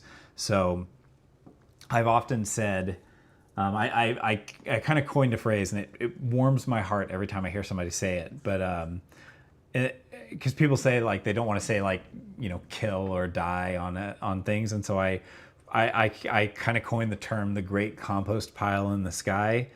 And so I have this idea for a like way over designed shirt that's got like, it'd be a pocketed shirt, and I'm not normally a pocketed shirt kind of guy, but basically you'd have like a human down below that's holding up like a dead house plant, and then the ghost of that plant is flying up, and then the breast pocket would be like the plant pearly gates. And basically the plant ghost is going to join all his other dead plant friends. So I need to work with an artist to like design this ridiculous shirt. But I have this idea for a shirt that I think would be hilarious. But yeah, a Jacqueline, 100% it would be a Jacqueline. Once you're acclimated from your brownie plug, I actually have been using fluval stratum and perlite, or contrasoil and perlite. And that's mostly because sometimes I don't know if I'm going to be going into semi-hydroponics or soil. So I sometimes, like when I don't know, I will do that, because I have found that plants transition either direction very cleanly. So just so we're all aware, like one of the cool things about fluval is it like sits in that weird happy place medium where like your roots are well adapted to go right into soil or into a hydroponic like LECA inert media kind of setup. So I like it because I have the flexibility to decide, okay, I'm going to give this plant to a friend. I can get this into dirt for them, or hey, I've got somebody that wants to buy it and they want it in a hydroponic setup. So I actually like, I'll let my buyer or whoever I give the plant to decide, and then I will transition it for them. So I like flugel stratum and perlite, or contrasoil and perlite. So Jerry, what we'll do is we used Google Forms for the first one. I'm not going to make it be every single month. I think we'll probably do like every 3 months, like once a quarter or something. And we might do like one, like maybe somewhere between like 1 or 2 check-ins mid-year, to just, because I think it'd be fun to like make like one per season photo, like 3 to 4 photos of the journey. I think would be good to do. So we'll talk about that in a little bit. But I'm looking to see like a better submission system, because this is what I thought there were going to be like 100 people that signed up for this tops. It's well over 2,000. I did not realize I was going to be managing a list that large. So yeah, I don't know on the pink dragon corms. I will definitely have some more for sale. I don't know if I'm going to do pink dragons, but I'm going to try to stick some sort of a cool corm on me in Seattle. I'm worried that I'm going to run out on day one, or like run out. Like in LA, I didn't run out. I'm worried that I would be recognized more now, and I might run out of corms too fast. And people know that I had corms on me last time, and so people might just run up and grab one. So I don't know. I'm figuring out what I want to do there. Maybe I'll reach out to Mason and like have tissue cultures on me, and just buy a bunch of TCs. I don't know. The corms are cool. I don't know. Maybe I'll have both. Maybe I could have like both on me. But yeah, I will put some on the website. They sell really fast, really, really fast. Like they sold out immediately last time. So if you really want one, shoot me a message, and maybe I'll still sell them through the website because it's just easier for me for tracking and shipping. But maybe I'll actually put it this way. I'm going to plug something. Shameless plug. If you're not part of our Discord, the Discord always gets notified of the corms first. So, too cool right now. I do not feel cool. I don't feel like people should know me. I'm an introvert. I'm still an introvert. I'm good at faking it being an extrovert sometimes, but I am like homebody. I work from home. I'm at home all the time. I'm not an extrovert. I'm a high functioning introvert. Looking at my social media and seeing like 60,000 followers on most of our platforms makes me want to vomit. in like pure just nervousness. It was very different when I was like, oh, I've got like 100 people following me. 100,000, over nearly 200,000 people following us across all the platforms is insane. That number just, that's 10 times bigger than my town. Anyways, sorry. Yeah, that's the very humbling, very surreal experience. Oh yeah, so Jessica, getting something out of a plug, like you have one of those brownie plug things. The way that I typically do it, they do when they're a little bit, when they're drier, they tend to crumble. And so I will typically crumble them. You will probably break some roots. It's just gonna happen. Just accept it at the very beginning. You're gonna break some roots. When I come out of a brownie plug, because I know that I'm gonna lose roots, I like to get into flugel stratum and perlite because they grow so much roots so quickly in that stuff that's what my preference is. Yeah. So Kaylin, I don't know about you, but like I was like the nerd growing up. So like I was not cool. Like I had no friends. I had no like social kind of thing growing up.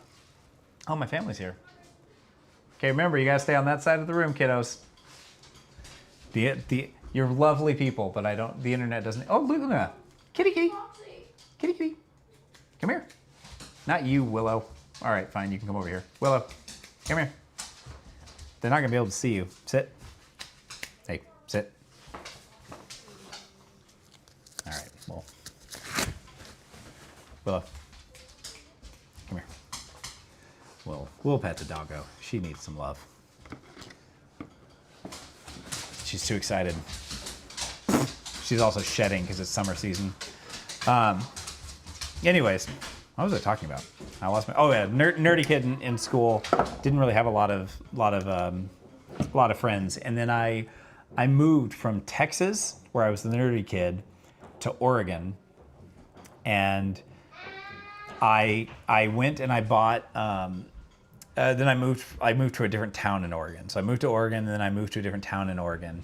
And when I moved to a different town, I got contact lenses because I saw Top Gun as a kid, and I went and I saw Top Gun, and I saw the aviator sunglasses, and my little nerdy kid thought that was the coolest thing ever, and so I didn't understand that it's aviator sunglasses that were cool, that it's actually aviator glasses are not cool. And so I went out and I bought my glasses as aviator glasses, like humongous big old glasses. And I did those, and that was it. I was a nerd ever since then in the social standings. But when I moved to Oregon, I got contact lenses, and I got rid of my bowl cut. My mom had done like the 80s bowl cut forever on me.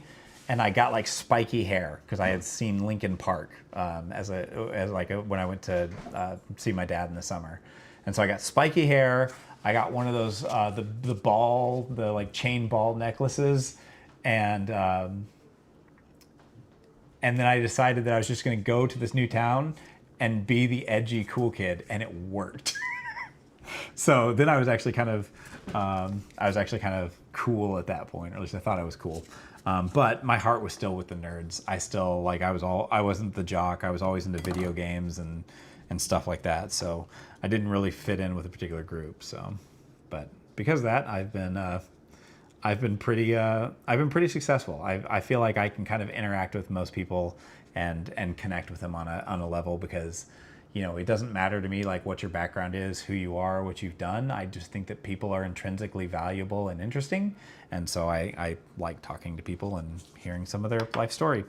Okay, I saw purple. What was the other color? Somebody said this thing. What is this one?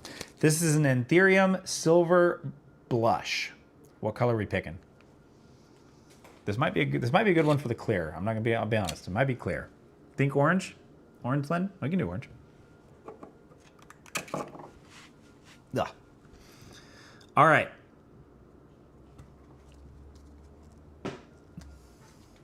Wick rope. And remember, we're just doing this.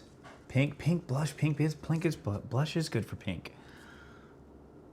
Yeah, you're right. All right, we're gonna do pink for this one. I'm sorry, Len. We're gonna do pink. It's too bright. Pink makes way more sense. Pink for blush pink. Although red would be good. Yeah. Shoot, I don't know. All right, we're gonna stick with pink. I'm gonna go with my gut on this one. I agree with pink. Len gets orange for the next one. My nose itches again. All right. Don't let me put this in this box. I've not labeled this. I'm just telling you right now. Don't let me do it, because I'm about to. Don't let me do it. I actually have one of these. I have the silver chrome version, which is the like highly silver one. Mason sent me a few extra ones, so I'm gonna be giving away some plants. I probably won't. I don't like shipping plants, so I'll probably be local, so don't get too. Actually, I could take stuff to Seattle.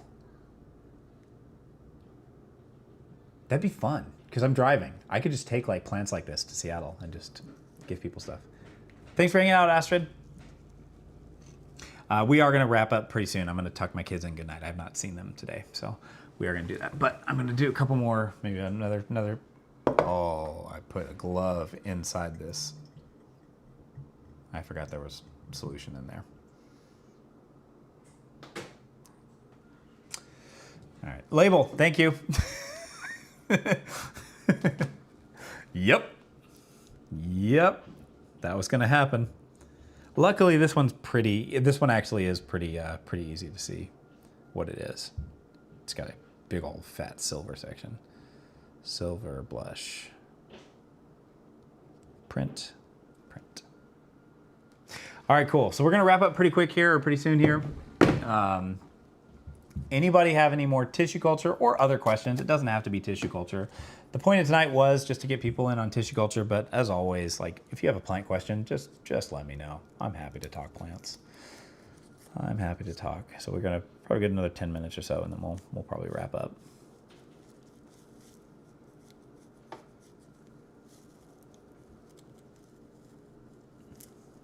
When you decide this full time, you're gonna do. Oh, thank you. Appreciate that. Yeah, Sleeper, I'd highly recommend it. Like I was absolutely petrified of. I'm trying to reuse this solution. Don't make fun of me.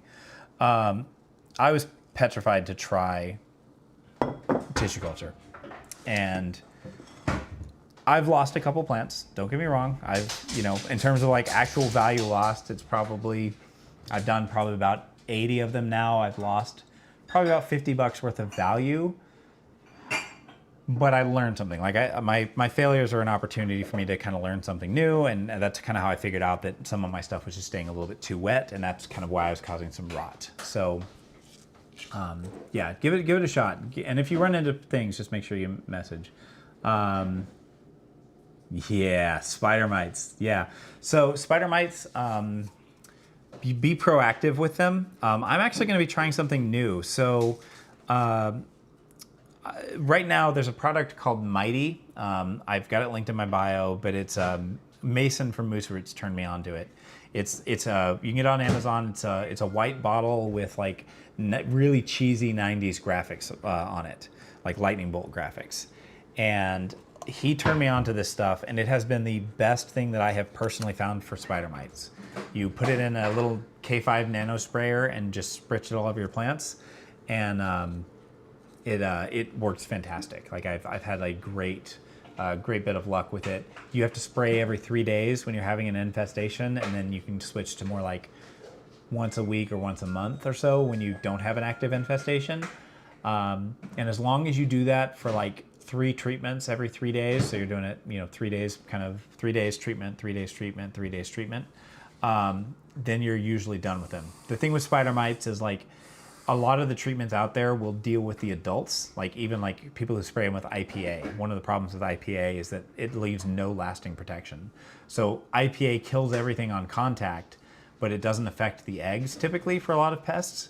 And so you are just constantly spraying over and over and over. So with spider mites, the trick is every 3 days, you either have to spray them with a miticide or you have to physically remove them. So you can actually get rid of them with water and a microfiber cloth only. You just have to wipe them down each time you see them, basically, and that will technically get rid of them. All right, silver blush is going in.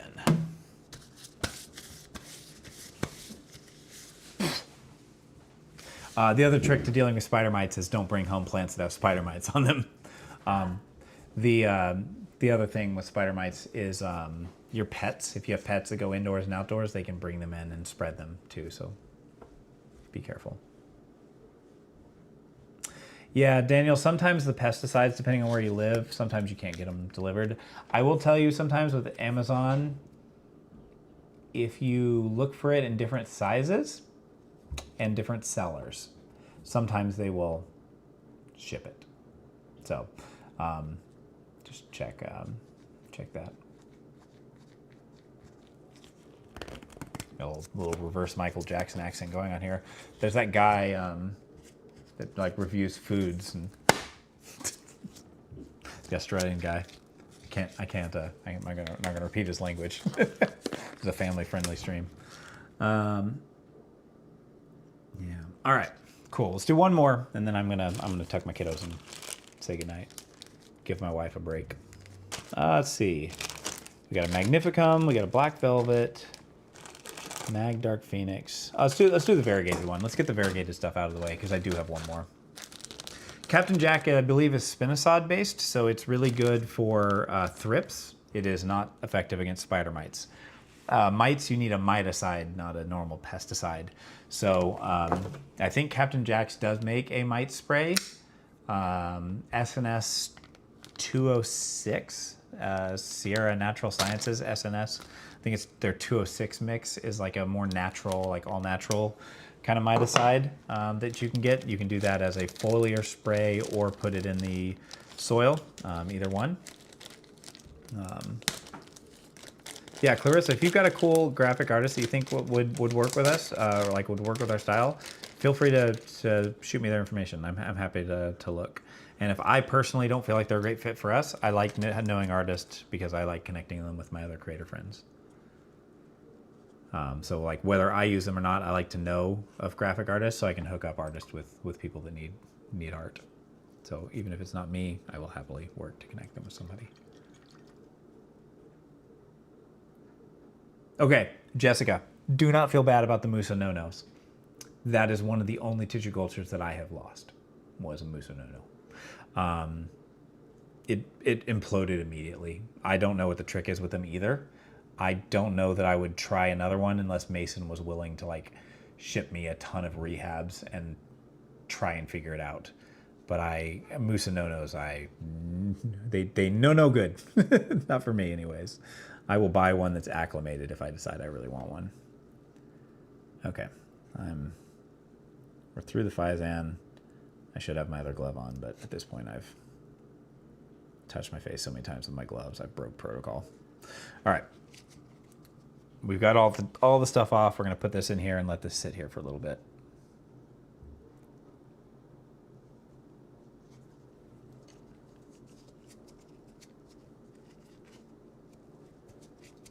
Let's see here, Captain. Just make sure I got all the questions. One of the things I want, like just long-term stream stuff, I want to put this over here. Somebody asked me about like, oh yeah, no, never mind. I answered that one already. I want to put like stream commands so that people can like queue up questions that appear on screen, so that I can like answer them, so I don't have to look through chat. Goals. I'm figuring this stuff out. Streaming is new to me, so forgive me. It is nice to be able to teach a class and be ADD, because at my actual job where I train people, I can't do that. I have to be on task, which is fine. You guys can leave if I get too ADD and it bugs you, but the people that I train at work can't leave. They have to subject me. Okay, I said orange, right? Orange was the next color. We're gonna do orange. All right. A little bit here. Oh, I didn't rinse this one, did I? Remember, any last questions? Go for it. Hit me. Best color for last. I do like these oranges. Again, I feel like they're edible. They're not. They feel like they should be. All right. Fluval. Fluval.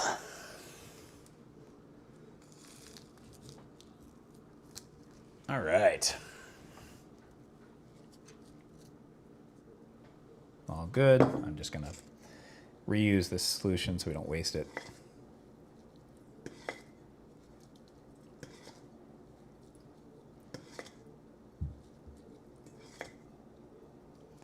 No, I didn't label it. And I absolutely would have forgotten. Thank you so much. Oh no. I need to have you guys here when I'm doing my chores just to keep me on it. I 100%. That would have been an unlabeled plant. That'd have been a mystery.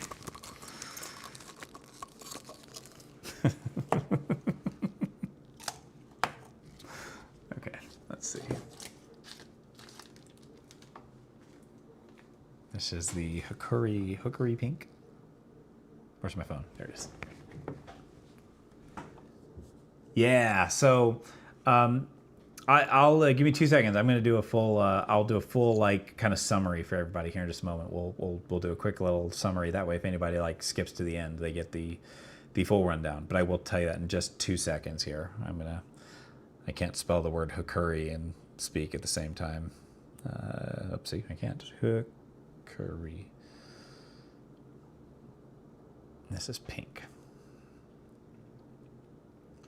Print. Okay. So, outsource your focus. Okay. So we will do kind of a brief little quick rundown just in case anybody is late joining, missed a bunch of stuff, or just for people that want a quick summary at the end of the video so that people will always have this. Because this, again, this class will be available for anybody that wants to kind of catch the replay. If you forget something and you want to go back, these are all like, they're stored on YouTube, so that they're there.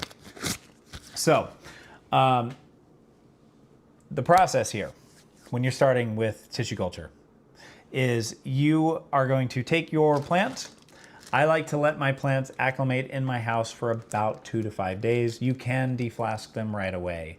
But if you're gonna wait more than a couple weeks, then you're gonna wanna make sure that you keep them cool and that they receive some light. It does not need to be a ton of light, but just something like a Barina T5 or something like that would be a perfect amount of light, about 12 inches above the plant would be fantastic.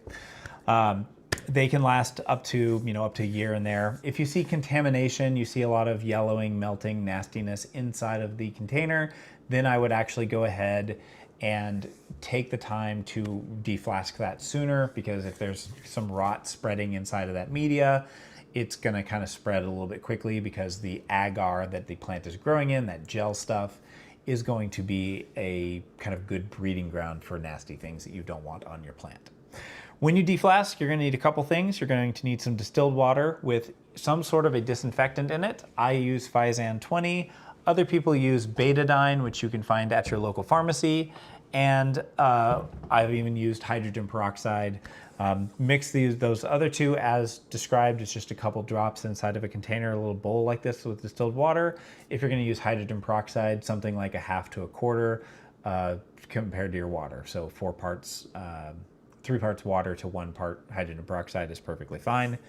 You're going to clean off all of the agar, every little bit of it. If you have to remove a ton of roots in the process, it doesn't matter. You need to get that agar completely off. I personally glove up. Some people do not like to glove up because they can feel the slipperiness of the agar. Again, I glove. You do whatever you're most comfortable with. You accept your own risk there. The gloves were not about protecting the plant. They were about me not touching the growth hormones. The solution here with Physan or whatever your disinfectant is, you're gonna put that in there for about 5 minutes, 3 to 5 minutes in there. Swoosh it around, make sure that you get all that agar off, and then you rinse it off in distilled water.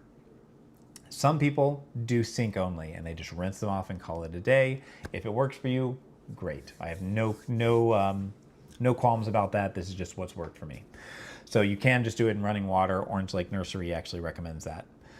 So once you're done with the whole disinfectant process, I put it into a growing media of my choice. Some people use brownie plugs. I have not personally tested those. I've received plants that way and it seems to work fantastic. But I use a mix of 50-50 Fluval Stratum and Perlite.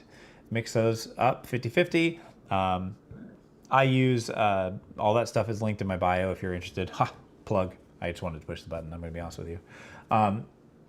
You can get that stuff on Amazon or at Petco usually, and you're gonna put that in a 50-50 mix, water it nice and thoroughly to start, but then make sure that you drain out all of the excess water. I do not put them into a self-watering cup other than maybe alocasia until they are acclimated. During the acclimation phase, they need to sit at around 100% humidity. I've gotten them down to about 85% humidity for Monstera, and it's been just fine. But a box like this, some sort of like an acrylic display box, you can get these on Amazon. You can use something like a setup like this on the budget. If you just have like one tissue culture to acclimate, just put it in here like this, where you've got your cup and your plant in here, and this will work just fine to keep it up there with your nice high humidity. You're gonna keep it in high humidity until you see at least 2 new leaves. So the first leaf could be one it was already working on. We don't count the first leaf. Wait for that second leaf to come in. Once you have the second leaf coming in, that's when you can go ahead and start the acclimation process and getting it down to your ambient humidity. To do that, we want to walk down the humidity a little bit slowly. So the way that I do that is I either crack my box like this, where I put like a piece of tape or something here to crack the box open, or on a little setup like this, I might poke a hole in the lid or just kind of put something underneath the edge here to tip it up so that some fresh air can get in here. That should lower the humidity down to about 70%. Run that for a couple days. What you'll want to watch out for is any signs of crisping. So this is a tissue culture plant that I actually acclimated too quickly. And you can see on here that there are some nice crispy little edges here. We do not want to see that. If you see that, that means that you are going too fast. You need to increase the humidity and get the plant back in a more stable condition with that higher humidity. Let it acclimate a little bit slower. Doesn't mean you need to go back to 100% humidity, just means maybe you need to go back a step and aim for more like 85 or something like that. Once the plant starts spitting out more growth, then you can go ahead and start acclimating a little bit further. This process of acclimation, sometimes I've just accidentally done it overnight, but in typical, kind of fashion here, if you do it over the course of about a week to 2 weeks, you're going to be perfectly fine and safe. Anthuriums specifically need to acclimate a little bit slower in my experience. I don't rush anthuriums because I find that they can freak out a little bit. Alocasia are most likely to crisp, so for those I do walk them a little bit slower. Monstera in general, I find are the easiest. I don't know why, I just find that as long as you don't keep a Monstera too wet, they do just fine. So Monstera specifically, don't put them in a self-watering cup in my opinion. I just water them and leave them be. When they are in a high humidity environment, they probably will not need to be watered more than once every couple weeks, if that at all. Just look for the fluval stratum to turn chalky. When it turns that chalky gray, that is the sign that it's time to water them. If it looks black and oily or whatever, do not water it. There's still moisture in there. You're going to be looking for signs of moisture. There will be like humidity drops on the inside of the cup in here. That is your sign that they are still wet and you are still good to go.